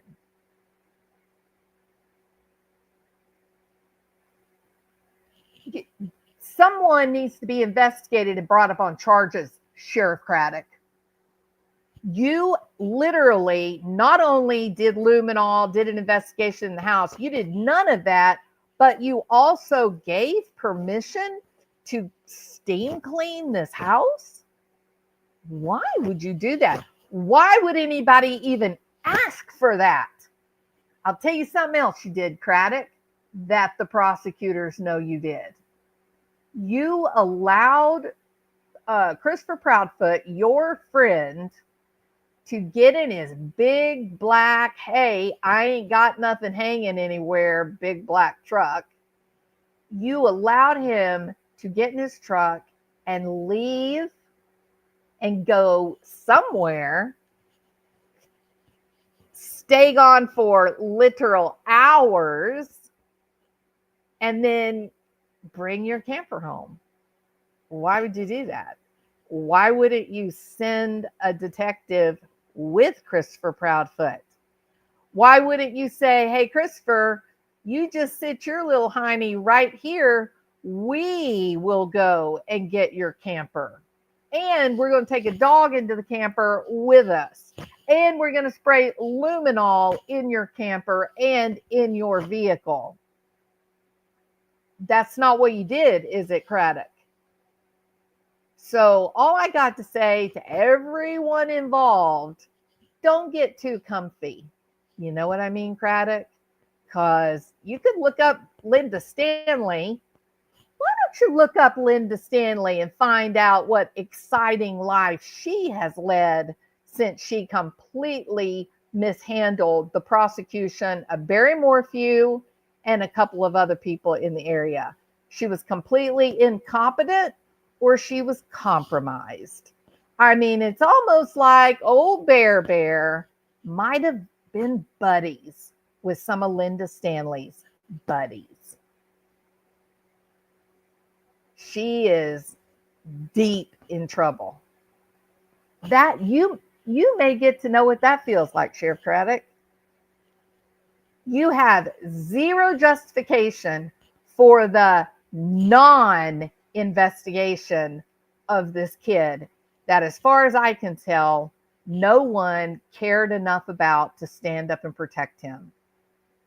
What were you doing as 5 investigations were going on where this boy was in danger? 5 investigations in 2 years? What about the one case that was opened in January, literal weeks before he went missing? You didn't seem to have any interest in that either, Sheriff Craddock. And now the people in Tennessee in the state offices know that you had no interest, even though you knew about the January investigation. You knew about the 4 other investigations that happened within 2 years. And you knew about the 2 investigations in Tennessee related to Faith. You knew that this man has a severe anger problem, just like Stephen Craddock knows about Christopher's anger. Cluminati and Cletus know about Christopher's anger. Queen Bee and Granny's watching, they all know about his explosive anger. You guys may find yourselves legally in the middle of this case with the things that you all have done. This is about to shock everybody. It's coming. You better get ready, Christopher Proudfoot. It's coming. Machete. All right, the steam cleaning. Oh, Tiffany, it's just unforgivable, right? It's simply like you just can't. In what world does a sheriff say, hey, we're investigating, we have a criminal investigation into your missing kid, who, by the way, you've had 5 investigations where you are the aggressor in 2 years, but sure, go ahead and have it professionally cleaned, steam cleaned. Nothing strange to see here. I wonder, Sheriff Craddock, was there a quid pro quo? What? What do you mean? Oh, you know what that means. Like, I do a favor for you, you do a favor for me. Like that kind of quid pro quo. Is that what happened here? Because most people are decent, good human beings. Most people want to protect kids and teenagers. In this case, it just seemed like Sheriff Craddock was helping hide evidence or even destroy the evidence. No evidence, they claim. Now that they got finished with it, they were able to destroy quite a bit with that steam cleaner. Sebastian stood in front of me at Walmart in the spring of 24, as reported to police, Sumner County, TBI, FBI. They claim they can't find the video. Oh my goodness. Oh, it's horrible. It's horrible. horrible. The good old boy system is alive and well in Tennessee, isn't it? I'm so sorry about that, Stefan. It's just horrible. They can't find the video. I can ID the perpetrator. That's unbelievable.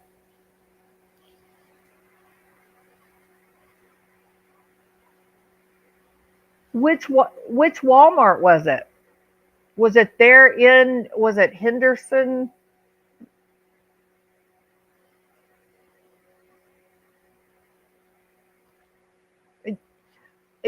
You're so right, Tiffany. It just feels like Sebastian is owed a big, huge apology, just bigger than anyone can really offer. It's just so wrong what happened to him. The excuse that law enforcement was all over the place with their equipment, including chemicals. Judy, that's so hard for me to accept, and here's why. Because the last known location was in his house. There was no disagreement about that. So why wouldn't they start there? Because they were hiding it up, because they were destroying evidence, my opinion. I wonder if Craddock has purchased a new home or refinanced his home lately. I don't think that's what the exchange was, Babs. I don't think it had anything to do with money. I think it had something to do with something else, like jobs. Katie, Chris, where is Sebastian? Wayne Drake Rogers. Absolutely. Where is he? Maybe somebody owed a special favor? Exactly, Karen. Yep. I mean, sometimes cleaning up messes can be pretty valuable, right? Clown World is right. Walmart can find a candy bar thief, but can't find Sebastian. And they are using face recognition, Stephen. They're using facial recognition software, like world class, that no one else has been able to invent. Every time I walk into Walmart, I put my head way down. Just, I don't know, because I'm being a little rebel, I guess. It makes me mad. I don't want people taking pictures of me. Makes no sense. Didn't secure anything at the home. Let them leave for 17 hours, and they had professional cleaning on top of it. I mean, Sheriff Craddock, I am certainly not a fancy detective or even a 2-bit PI like, SF Investigates. But it does seem to me that failing to secure a house, allowing dozens of people to roam around outside as well as come inside, allowing the two suspects, yeah, I said it, suspects to leave the home for 17 hours, and then to allow them to steam clean the house. I don't know, Sheriff Craddock. Call me crazy, but in my neophyte eyes, it looks like destruction of evidence to me that was facilitated by your lack of interest. It's just my opinion, Sheriff Craddock. One would think he would try to hide any extra money. Oh, I don't think it was money, Mary. That was not the exchange of goods and services. It was not money. The good old boy system is alive and well in Tennessee. Absolutely, Babs. Sure is. Think this is bigger than we all thought. Want Mommy Dearest brought down. I'm going to say this. I kind of feel sorry for Katie. And I know that's going to be enough to really make some people furious. Like, why would you be feeling sorry for her? But I get it. I know. But do you really think she's in full control of herself? Does she look like a woman who's being controlled? She does. She acts very detached and very odd. She certainly, in a meek way, shuts her mouth when Mr. Chris even just begins to utter a single word. Like she locks it down fast when it's time for old Chris to talk. You know what I mean? We know what he did to Faith's mom, Nina. We know what he did to Nina's children by another father. We know this guy. We know this guy. And he's dangerous, in my opinion. His explosive anger is very worrisome, truly. But you know what worries me even more? The constructed lies. How he lies so quickly and without hesitation. That he speaks with such authority, but you know that what he's saying can't possibly be true. That's what really makes him dangerous, is that he has zero moral boundaries or ethical boundaries. He will lie about anything. I think he has demonstrated that. Cold Case Craddock, there you go. Oh, Cold Case Craddock. He misses out on some of those cases because he's engaging in a little bit of snuggle struggles. Ain't that right, Craddock? Just getting you a little sugar, whether they want to kiss you or not, right? Man, you're disgusting. Disgusting person. I can, because I listen to everyone. I'm a content creator, not on either side. I am for Sebastian, and I trust the police. I trust the police too, but in this case, there have been some very, very, very curious and questionable decisions made. And there are cops or sheriff's deputies that are very upset about how the department has handled the case.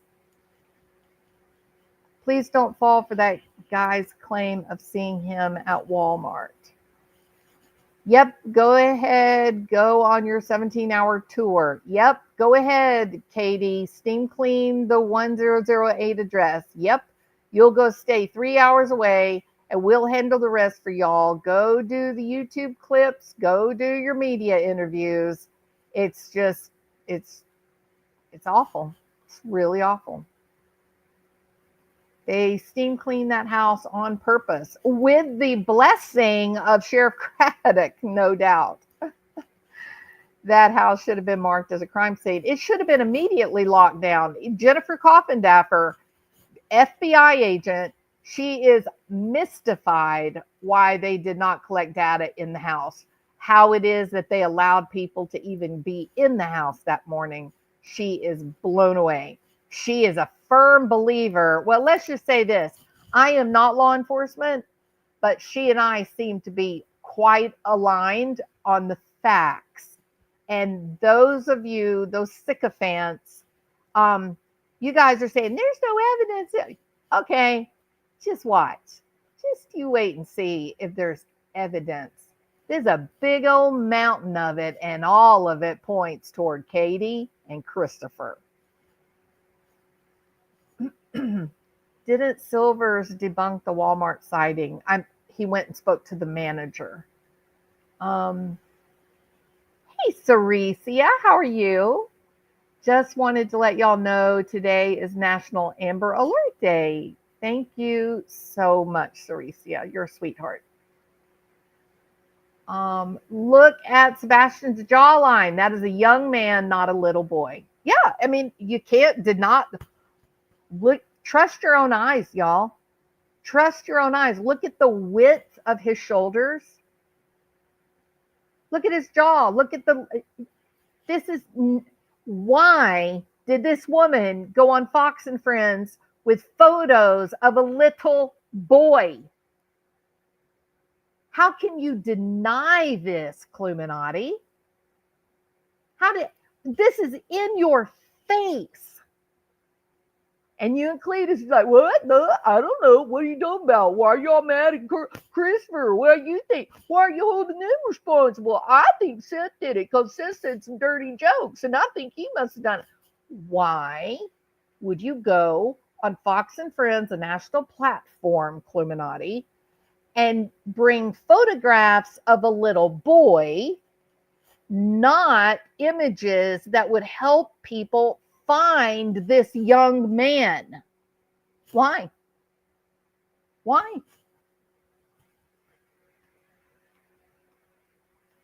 It's insane they were allowed to do that, or that they had the actual nerve. Well, Machete, that's what I think, right? Because I think, wait a minute, they had to have known that people were going to notice this. They had to have known that this was going to cause quite a stir. Maybe they're not worried about people noticing it. Maybe they've got the blessing of Sheriff Craddock, and Sheriff Craddock said, don't worry, accidents happen. So sorry about this unfortunate accident with Sebastian. And no, I'm not going to investigate, you guys. Accidents happen. Then you might go on YouTube channels being brash and bold, trying to make people stop telling about your bad behavior. If you have the kiss, you're a made man, that the sheriff department has said, don't worry, good old buddy, old pal, we're not going to come after you. Everything is just fine. Then you might do something like take photographs of a little kid instead of an actual image that actually looks like the kid that you're looking for. I mean, this is mystifying. Really and truly strange.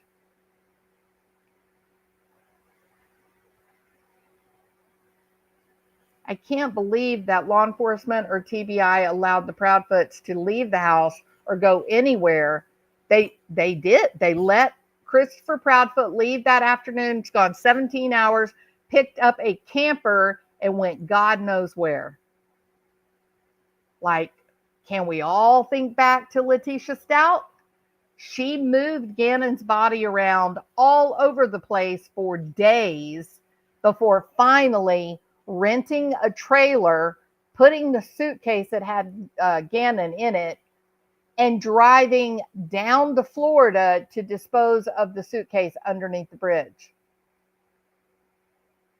So what did none of these law enforcement stop to say, oh, wait a minute, why would the father, I'm the father, aren't you, Christopher? You're the father, right? That what you said? I didn't get that right. The stepfather, Sebastian's monster, why would he get there at 1 o'clock in the afternoon only to turn around a few hours later and leave and be gone 17 more hours? It takes 3 hours and 37 minutes. Proudfoot quoted it to the minute.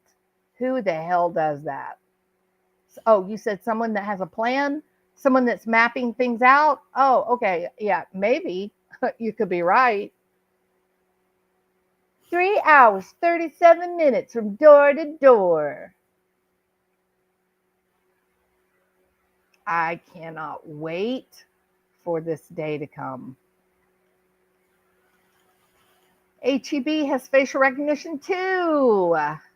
Yeah, HEB is a pretty good store, Castle. Katie did not go on that fake trip. No, she did not, Tina. She stayed at the house at 1008. Yep. I believe the theory government officials and pooling loans on batched properties has some link. Well,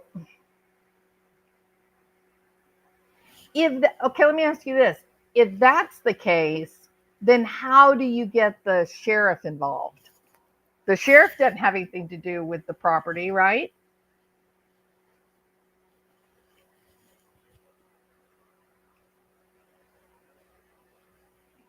It's downright terrible, Allie.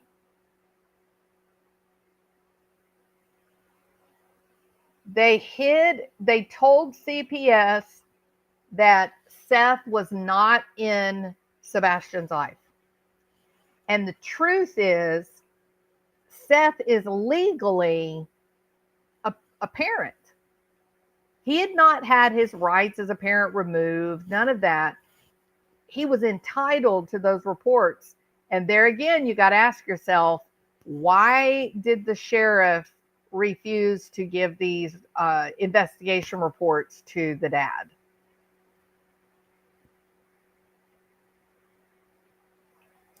CPS calls sheriff's department on a friend number instead of calling 911. Absolutely true.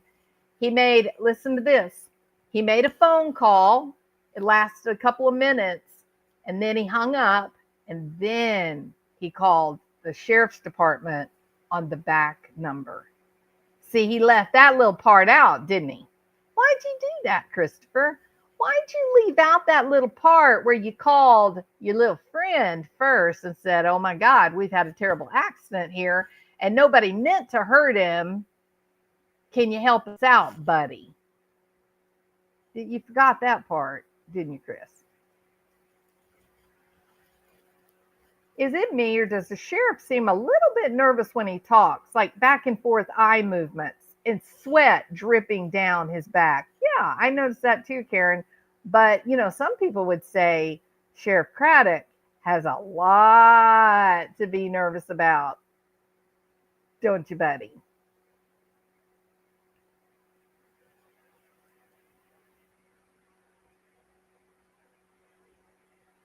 Her life may be in danger. I feel sorry for Sebastian having to live and see all of this. Oh, she definitely locks it down. If Mr. Chris has something he wants to say, she fades into the background. I've never heard of them letting parents, where last place child was seen, they let them deep clean the house. Yep. Well, Mystic Aura, what about Idaho 4? They literally destroyed that house. That house has been reduced to rubble, and that hasn't gone to trial. I mean, we kind of all know what it looks like to destroy evidence, right?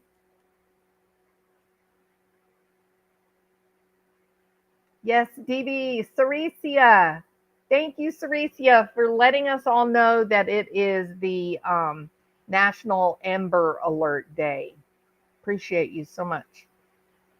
I do not think KP is a shrinking violet. She made the choices that she did. She knows and participated in what he did to Nina. Yeah, not disagreeing with that, Babs. You know, but sometimes you heard that old saying, you make your bed, then you have to lay in it. You know, she participated, probably at the time, never believing that that violence would one day turn on her. And now she's stuck. I agree, Mary Rogers. He is a dangerous man. He reminds me of my ex-husband. I'm so sorry, Triggered. We know the type, right? They all reading from the same manual. Jules, allegedly, school administrator did Katie on TV is not the real Katie. She is not meek, but is rather obnoxious. The school administrator said that Katie's obnoxious, Sammy. I would not be surprised after you remember Nina told us that Katie was actually involved in the kidnapping of Faith. Yeah, and she was laughing at Nina. You know, I don't care who you are. If you see another woman in distress because someone is trying to take her infant away from her, I don't care who you are.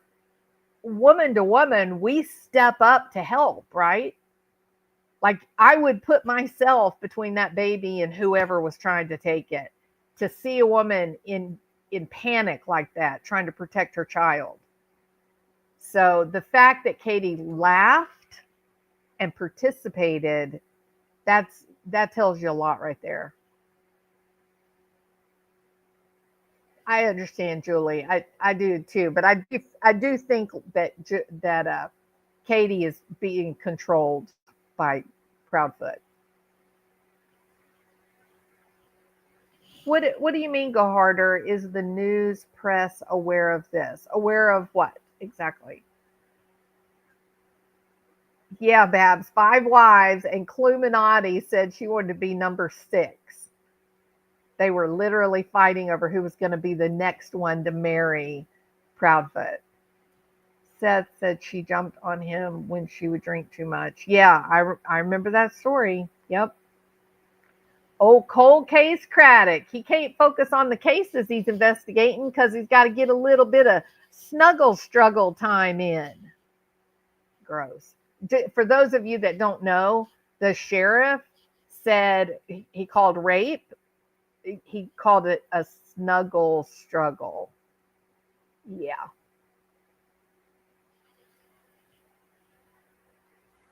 Izzy Girl says the old sheriff, is it Westbrook? I think it was Westbrook. Is that was his name? He did not pass of an accident. I mean, that was a very peculiar event, wasn't it, Izzy? I would like to have a baseline before Sebastian went missing on their relationship. I would like to know if she was the same way. I think that Seth has a baseline because Seth was, he was trying not to speak against Katie or Chris and stay focused on Sebastian. And then something happened and it was the gloves came off, right? And his literal words after he got the CPS reports and he was able to read them, then he got an insight into what Sebastian was living with, the environment that Sebastian was trying to survive. And Seth's exact words were, the only people that needed a restraining order was my son. Sebastian needed a restraining order from those 2 psychopaths that he was living with. Now, I ask you, does that sound like there was spanking going on? Because Seth didn't have a problem with spanking. He's already said, sometimes you spank your kid's butt. Something happened to Sebastian that Seth's demeanor and conceptualization changed, and he called Christopher and Katie psychopaths. 5 CPS investigations in 2 years. Let that sink in. It's not going to be secret forever, Christopher Proudfoot. Everybody's got a boss. And your buddy Craddock may have agreed to help cover this thing up.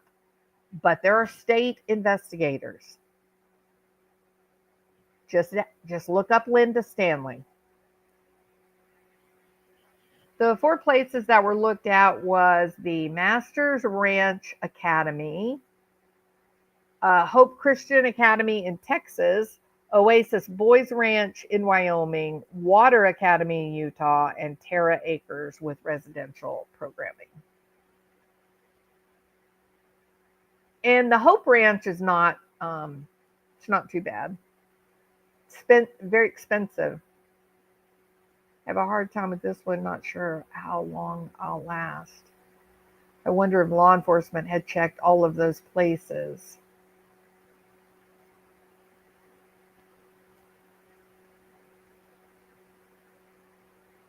Stefan says, Rhonda, Sebastian said, nice day for shopping, and then gave the abduction sign with his hand. So who was he with, Stefan? Like, was he with a woman or a man? He did not run away, Rebecca. There's simply nothing. All of the evidence points to foul play. None of the evidence suggests that he walked out of that house. Thank you, Justice Jane. You're always so wonderful with the facts, and I deeply appreciate it.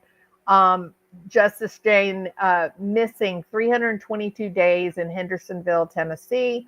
Sebastian Rogers is high-functioning autism, Caucasian, 16-year-old, 5'5", 120 pounds. I think he weighs 130 pounds. Brown hair, last seen February 26th. I think that should be the 25th, but they're saying 26th, with a black long sleeve shirt and black pants that have a white stripe on the black pants. There is a $250,000 reward, and that includes $50,000 that is being put up by the FBI, something they rarely do. The couple of times that I've seen it, it was usually toward the end of an investigation when they were preparing for trial. They would put that reward out there to get people to come through with a few little extra details. And that would usually help them finally put the finishing touches on the case. And then they would go arrest you, Christopher.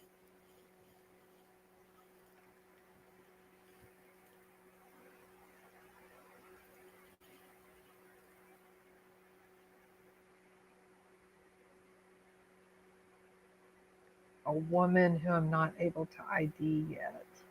Young or old woman?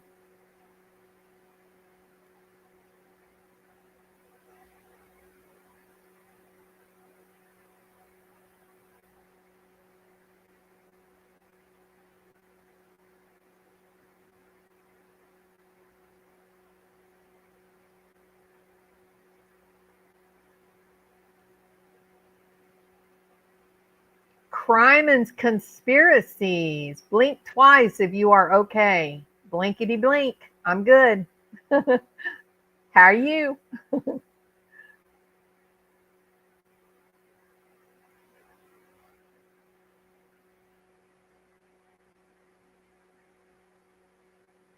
So it was the attorney? That's crazy. The Sinky Socks may be running out of money. Maybe that's why the Proudfeet are selling their house. Michelle, I didn't think they owned that house. I thought they were renting. My understanding was that Bauer Socks, Mama Boom Boom, I thought she owned that house and they were just renting it from her. Is Molly Golightly in here? I don't think she would come in here. Hey, Nick, how are you? Allegedly, Faye saw Christopher Proudfoot slap Sebastian. Wow.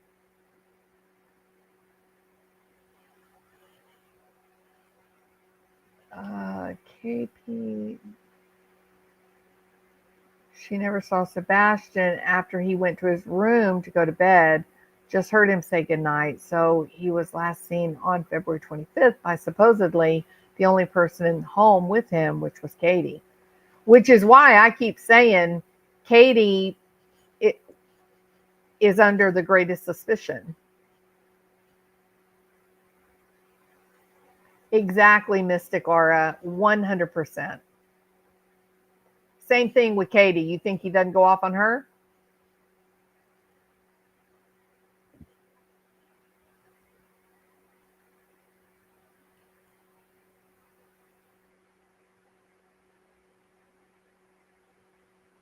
Katie may have returned home alone because Sebastian may have been transported to a different vehicle. I mean, there was some curious movement in the parking lot, right? In the Texas Roadhouse parking lot. I could definitely see where there could be opportunity and means. I definitely see that.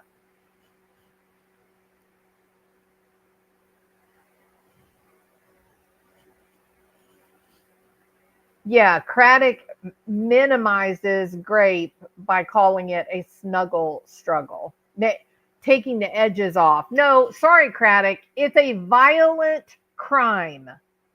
Period. It is assault. Period. No qualification needed.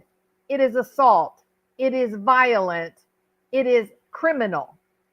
And you're scary that you would even come up with that term, because that suggests that you yourself would have no trouble failing to accept no as an answer. You're going to be lucky if somebody did come out and press charges on you, buddy, if that's what you think.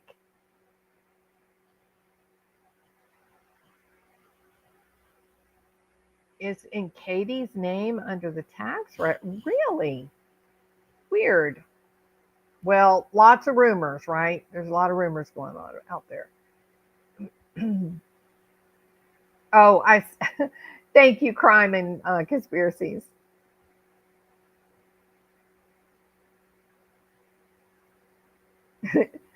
Okay, talking to people in this chat and asked you to blink. Yeah, I got it. No, I'm good. I'm safe. Molly, are you safe?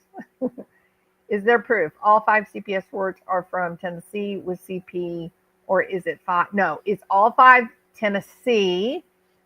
They name Christopher Proudfoot as the offender, and in a couple of them, they name Katie as an enabler. And there are an additional 2 investigations in New Mexico, and those cases were related to Faith and Nina. So Christopher Proudfoot is an exceptional beast.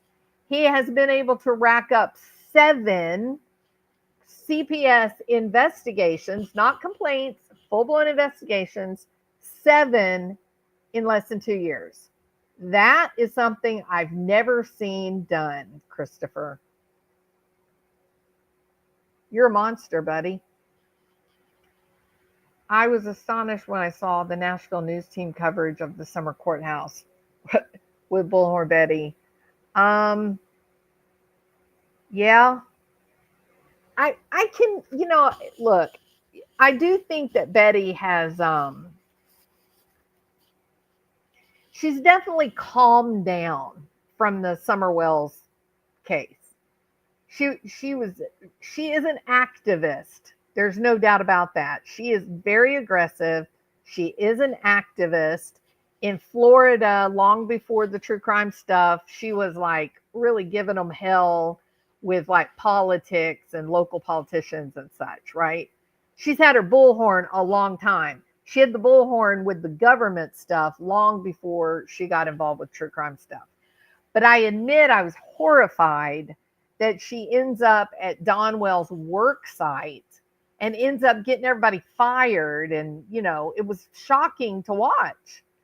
But to be fair, I do think she's definitely changed her MO, and she's not quite so bombastic. But I don't think she should do some of the things she does. Okay, I get why she does it, and that's her life, that's her choice. I can't dictate to others how to behave. But I think the one who's really wrong here is Katie Proudfoot. Katie doesn't fear Bullhorn Betty. That's silly. That is silly. She is like 5'2" and weighs like 100 pounds. And she lives in Florida, for God's sake. She does not have very much money, according to her. She doesn't have any resources. So what exactly did Katie need a restraining order for? Because Bullhorn drove past her house one weekend? I think the whole thing is silly and contrived. And I think when you consider that this young man here is missing, it makes their behavior surreal. Like, Katie, sincerely, girl, you love your boy, you're missing your boy. Why would you want to spend the cash, take the time to go to court? Bullhorn Betty, she's a nobody to you. She can't do anything to you. This was all a ploy on your part. This was all a little game that you're playing. You thought the law is going to be on your side. You thought, oh, this is going to really show how those crazy YouTubers are. And it did none of that. It just made you look petty and disenchanted from your son. It makes you look like you don't really care what happens to your child, but you love very much arguing with a bunch of YouTube creators.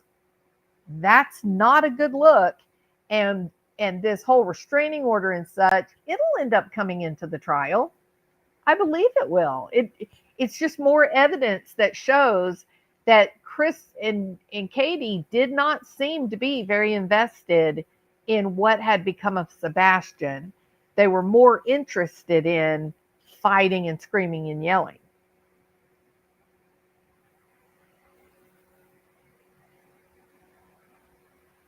CPS here in Cuyahoga County lost more than a dozen teens because they had to house them in their offices. Oh my gosh, Judy, that is terrible. You're in Cuyahoga County? It's awesome. Anyone know if True CP has an apartment? Yes, Rhonda, he does. Has anyone conducted age progression photo? It's not going to be much difference. 10 months, a kid that's already been through puberty, he's going to look pretty close to this picture right here. True crime housewife.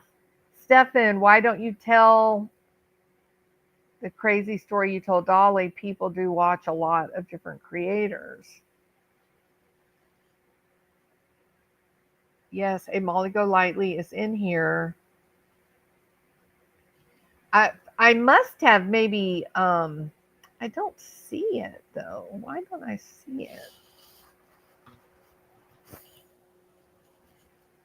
It's kind of weird that I go.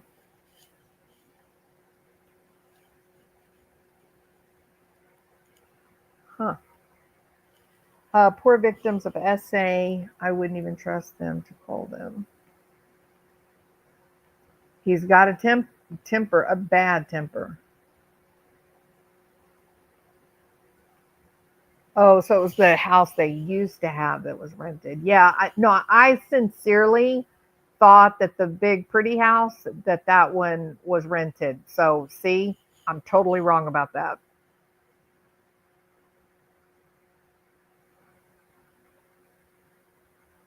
Oh, wow. Hey, Britt. How are you doing? Good to see you.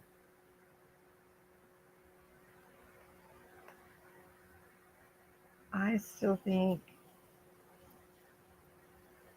GHG is involved. GHG? GHG. Who's GHG? Now, why would anyone believe anything that Katie has to report? What about the backyard at 3 a.m.? He may have been staying at their old house rather than no, he has an apartment. Now, I don't know if he rents that apartment to other people or if he himself had rented this apartment, but he has an apartment.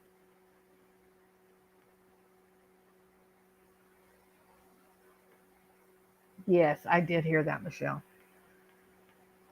Machete says, hey, Brittany. Is Hong saying, I think there are women in here who are familiar with men like CP. Nick, once you know the type, it's really easy to pick them out. Yes. And let me expand that too. I think a lot of women watch Katie and they see her demeanor, her affect. It's hard to miss the signs there too.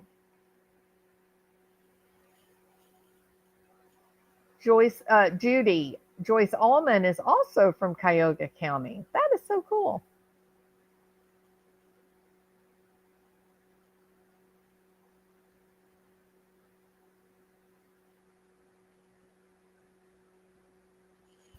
Wow, you guys are super duper wonderful. 448 in chat, 426 likes. How incredible is that?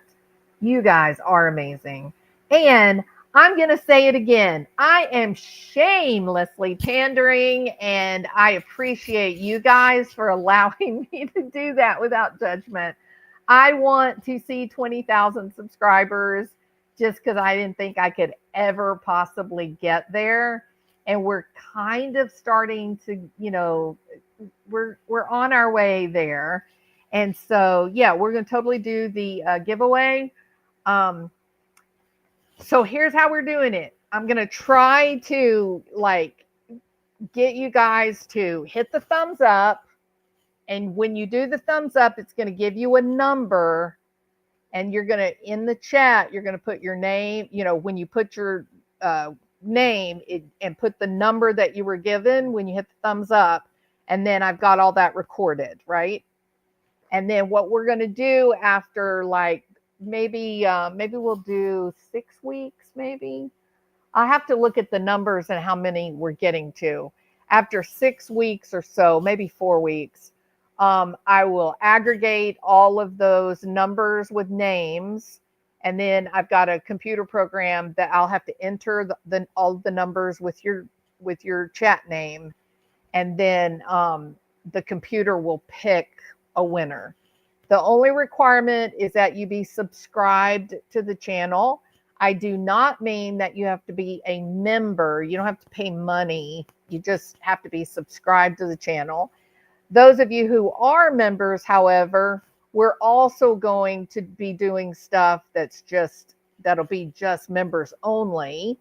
And so we'll get started with that. So I'll have two that are running parallel at the same time.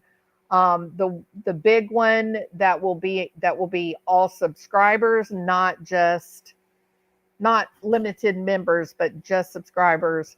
I'm giving away an Oculus, and then for the members only, we've got some other stuff that we're going to be doing, and we'll be having meetings through Patreon that are members only in the meetings. Okay. And I've got some giveaways for that'll be just members only. Okay. And yes, you can accuse me of trying to just grow my channel, because you would be right.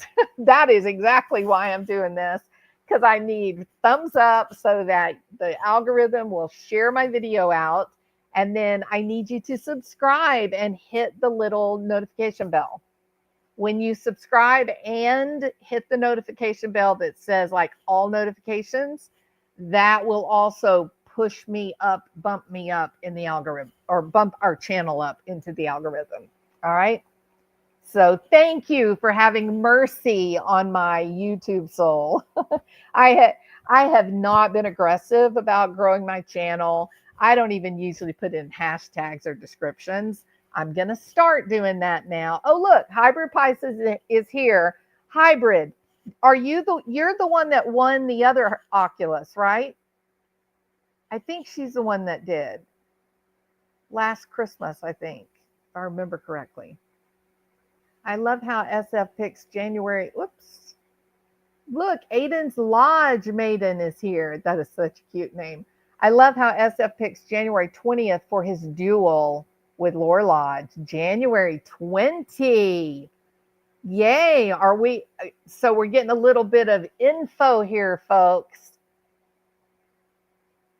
SF Investigates is going to, I assume that's what the Maiden is referencing.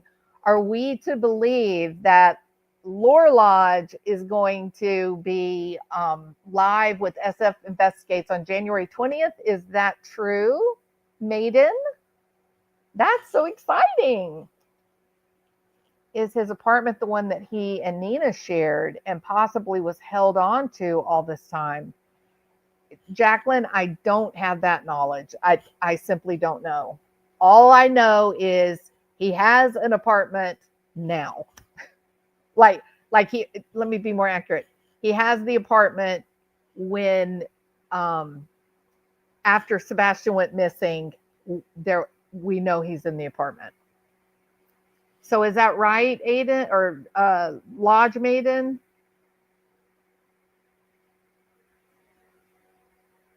Thank you so much, Island High. Thank you. I truly enjoy your lives and insight on this case. Much appreciated. And I appreciate you, Hawaii Island. Thank you so much.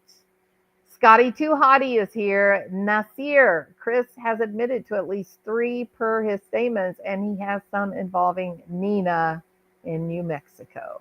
2, I believe, with Nina. Oh, Lodge Maiden. Everybody is so excited to hear that SF is going to go up against the great and powerful Aiden. No, I'm not kidding. He did it on purpose. Well, anyway, I am thrilled, Lodge Maiden, that SF Investigate is going to be put on black. Watch him. He will not blink an eye lying. He doesn't care if he lies, Aiden. He is very comfortable misrepresenting the truth. Very comfortable. Yes, SF is going on Lore Lodge. It's so amazing. So I want to, since Lodge Maiden is here, if you guys will bear with me for just a minute. Okay, so Maiden, if you look at this picture, this is obviously the clip from Texas Roadhouse, right? There's a couple of things to draw attention to, and then I'm going to show what I want to show. So you see his chin, right? You see how much heavier and wider his chin is. And then he's got that developing jawline. He's clearly been through puberty. And then if you look at where his shoulder ends, his shoulder's at least 2 feet wide, right? This is a boy who's clearly been through puberty. He's like 5'5", 130 pounds, okay? It's a big old kid. This is not a baby. Like, you wouldn't look at him and think, oh, look, this is a child. He's a young man. Now then,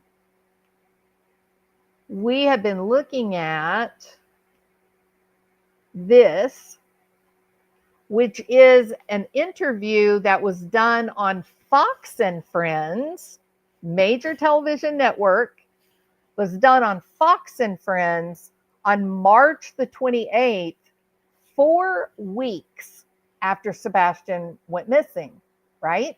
Now then, here's what I was really trying to point out. You can go back and watch the beginning of the video if you want to go through all of my, smart aleck nonsense. But the facts here, the interesting thing in a nutshell is this. This is a photograph that was provided to Fox and Friends. Katie's saying, I just want to go on this platform to get the word out, to try to get you guys to help me find my baby boy, right? That's the whole, she says that in this interview. I really want you guys to help me find my son. She gave this picture to Fox News. Hold on. Here's the full body, or not quite a full body, but a wider view, right? There it is, a little bit wider. Remember, Sebastian, 15, has already been through puberty if we notice the secondary sex characteristics. Watch this. Look at that. That is another video or photograph provided to this national stage to try to help her find her full-grown teenage boy. She gives a picture where this kid, if he's 10 years old, maybe 11, this is the picture that she put out to tell everyone in the United States of America, please help me find my son. Here's a video of him. Look at his face. Now, if you look at this kid, he looks like he's, 3.5, 4 feet tall, right? Sebastian is at least 5'5". He's almost the same height as Katie. Wide shoulders, strong chin, visible jawline, even a bit of an Adam's apple. And she puts this out. This kid is so young, he might even pass for a female child with a really short haircut. Wait till you see these other pictures, Maiden. Hold on. It's just mindless. Who are these people? Because I don't see a single one that looks anything like Sebastian. none of them look like Sebastian. Where's Sebastian in this picture? They are on a national platform, supposedly asking for help to find their missing 15-year-old teenager that has been through puberty, and you give them this photograph for people to be able to recognize him if they see him? How about this photo? Lodge Maiden, we don't even know who these people are. Sebastian is not one of them. We don't know why she handed these photos to Fox and Friends trying to get their child back. No resemblance at all. Now, look at this one. This is great. Look at this one. You know who that woman is in that picture, Lodge Maiden? The one with braces on? That would be Katie Proudfoot. And that little 5-year-old little blonde, maybe 6-year-old little blonde boy, that's Sebastian. Her missing 15-year-old young man, already been through puberty, wide shoulders, secondary sex characteristics in his face clear, Adam's apple. And she goes on a national platform to say, we can't find our son. Here's what he looks like. Please find him. And these are the photographs that she gave to Fox and Friends. It is unbelievable. And the last photo that was aired was this one. You can't make it up. It's just, it makes my blood run cold. So that is incredibly interesting, isn't it, Lodge Maiden? Are you really looking for your kid? Because those photographs, doesn't look like it so much, you know? Looks real bad.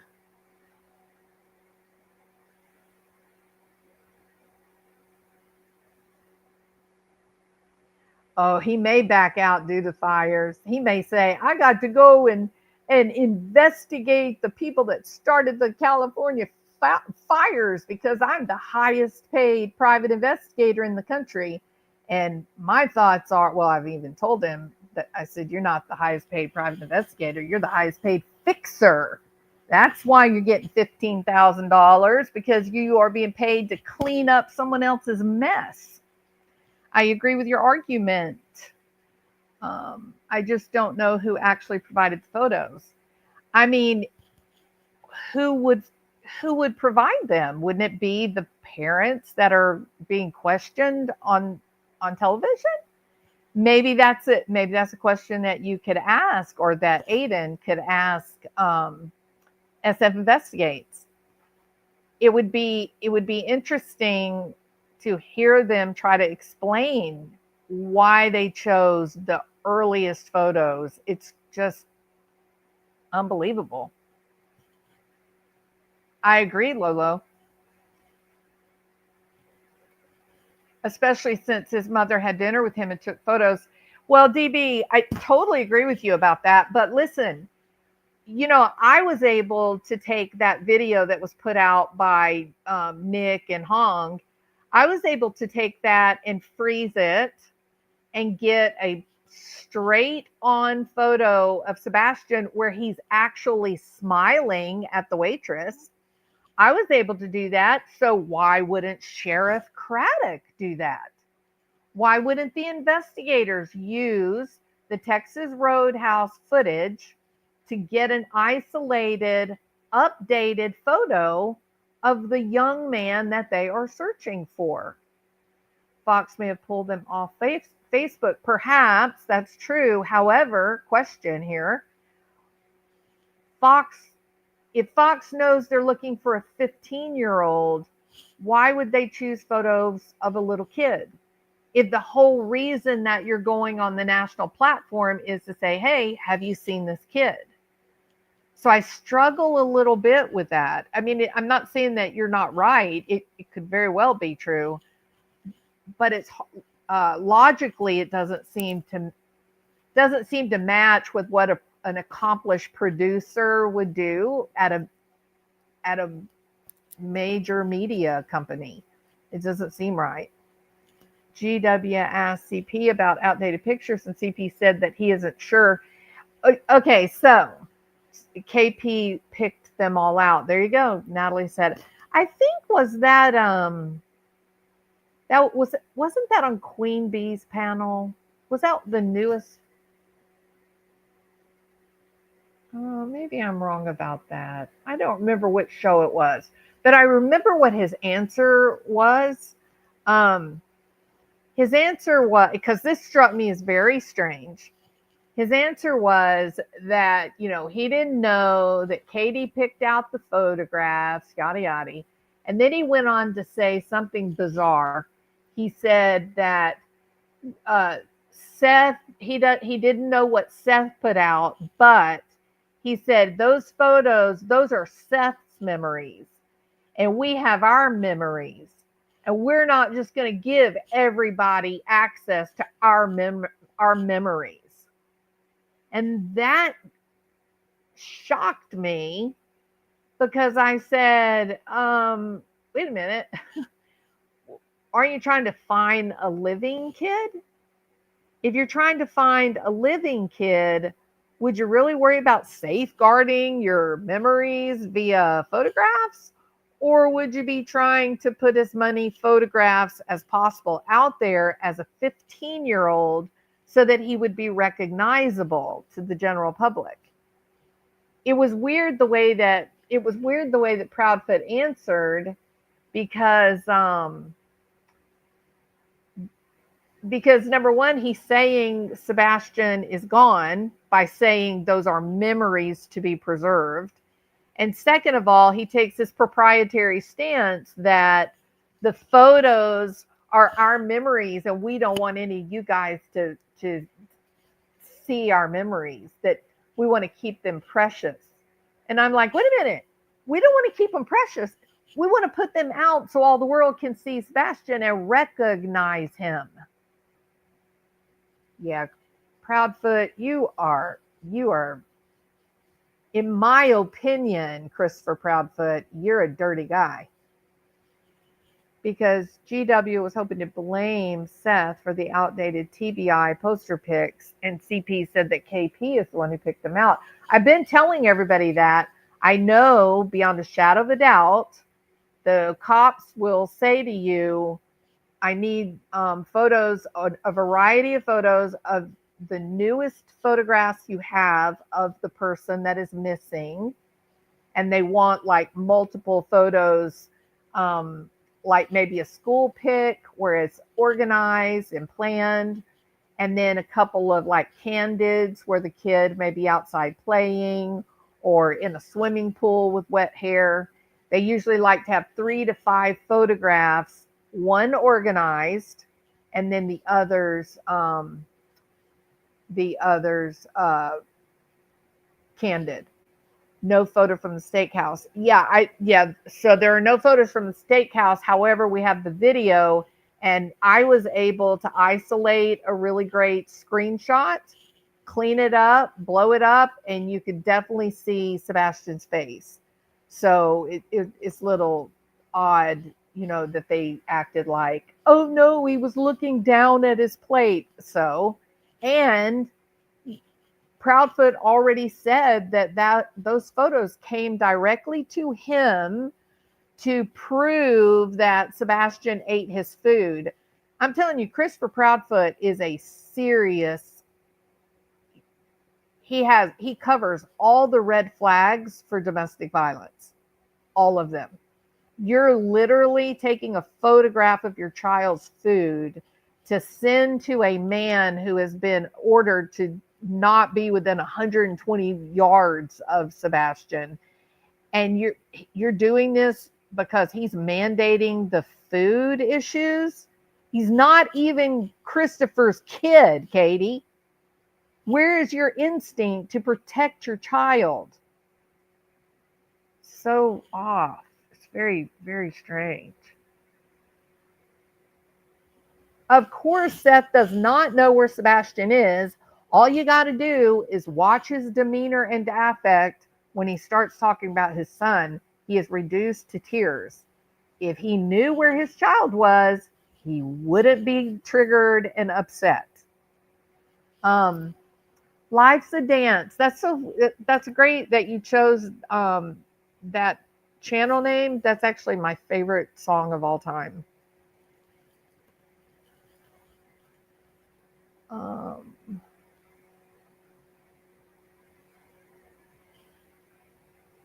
There you go, Stefan. CP, in the name of Jesus, be bound, renounce your name, accept the dominion of the Holy Spirit, and for goodness sake, clean your soul and tell the truth. No one needs permission to breathe, Mr. Chris.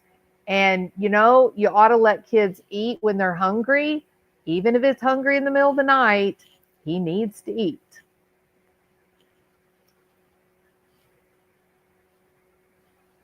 Life's a dance, you learn as you go. Sometimes you win, sometimes you follow. Don't worry. My guitar was actually signed by John Michael Montgomery.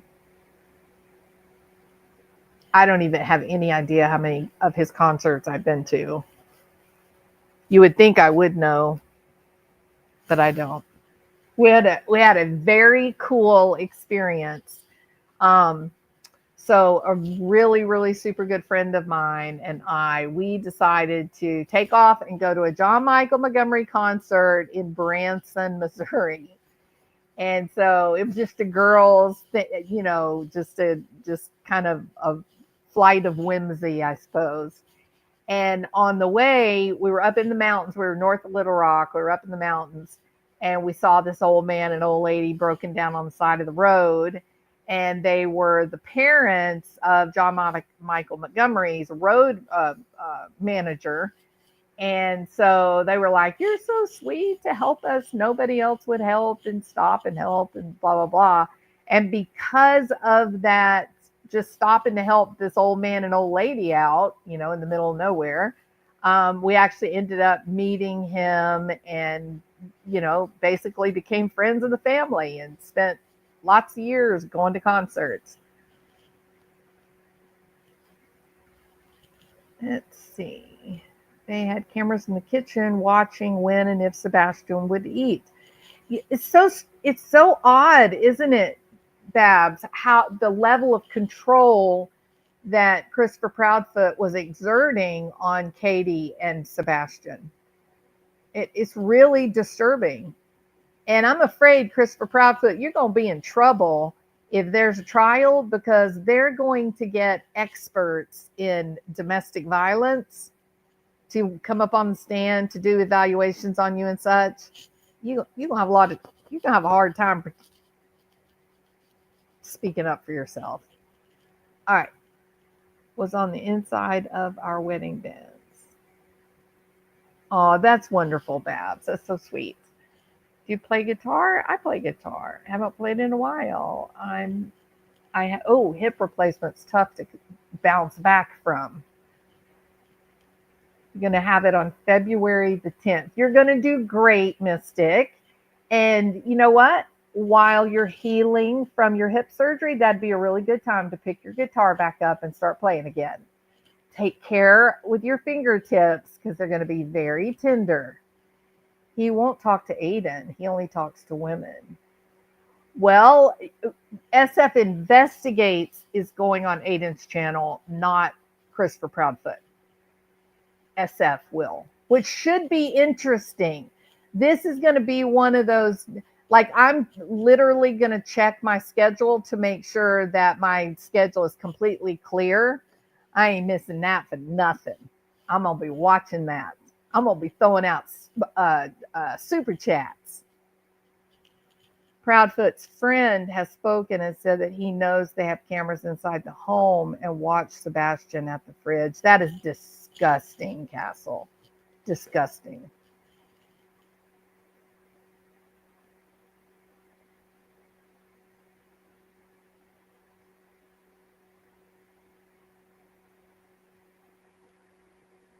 Yes, DB, that's true. So there are links. So I did a video. Thank you so much, DB. I did a video called Sebastian Rogers and his missing persons photo, WTF. And then if you go through that, if you go watch that video, go through that video, then you'll see where all this information came from. I am definitely going to have chips and dip, and I may have a real Coke, not a Diet Coke, just to celebrate, Nick. Steakhouse photo, it literally would have been the most recent, and it was something easily attainable by Sheriff Craddock's people. It's, in fact, you know what I'm going to do? I'm about to end this live. And I for some reason with this, this is a touchscreen computer. And when I use StreamYard with my touchscreen, it just locks down the whole computer. So I can't like get on Google. I can't do anything if I get on StreamYard with this particular computer. So I'm going to end this live, and then I'm going to go back over, and I'm going to take the Texas Roadhouse footage, and I'm going to make a face-to-face individual photo, and then I'm going to post it on my community tab so you guys can see. It's going to take about 10 minutes to do it, and that is exactly what the sheriff's department could have done, so they would have a most recent photo of this young man, not a little boy, Katie. You guys intentionally misled the people that would have been searching for Sebastian. So, Katie, I don't get the impression at all that you wanted anyone looking for Sebastian, which sort of makes me feel afraid for Sebastian. Please, everybody, please hit the thumbs up, record your number in chat, and then make sure that you've subscribed and hit the little bell for all notifications. And I will record everyone who's in the live tonight, and we will start working toward our big drawing where I'm going to be giving away an Oculus. All right. See you guys later. Hope you guys have an amazing Monday night. Pale moonlight, from the darkest corner stories unfold. True crime jewels, she's brash and she is bold. On the YouTube screen, we're digging deep into the mysteries that never sleep. From missing kids in Tennessee to angry husbands named buried. True crime's calling, and we're taking the time. So grab a seat, don't miss a beat. This True Crime Jewels got what you need.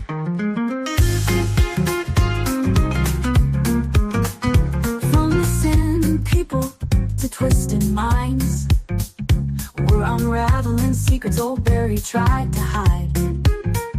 Every clue, every twist and turn. In the world of crime, there's always more to learn. On the YouTube screen, we're digging deep into the mysteries that never sleep. From Christopher's anger to Stephen Fisher's lies. The truth is calling, and justice won't be denied.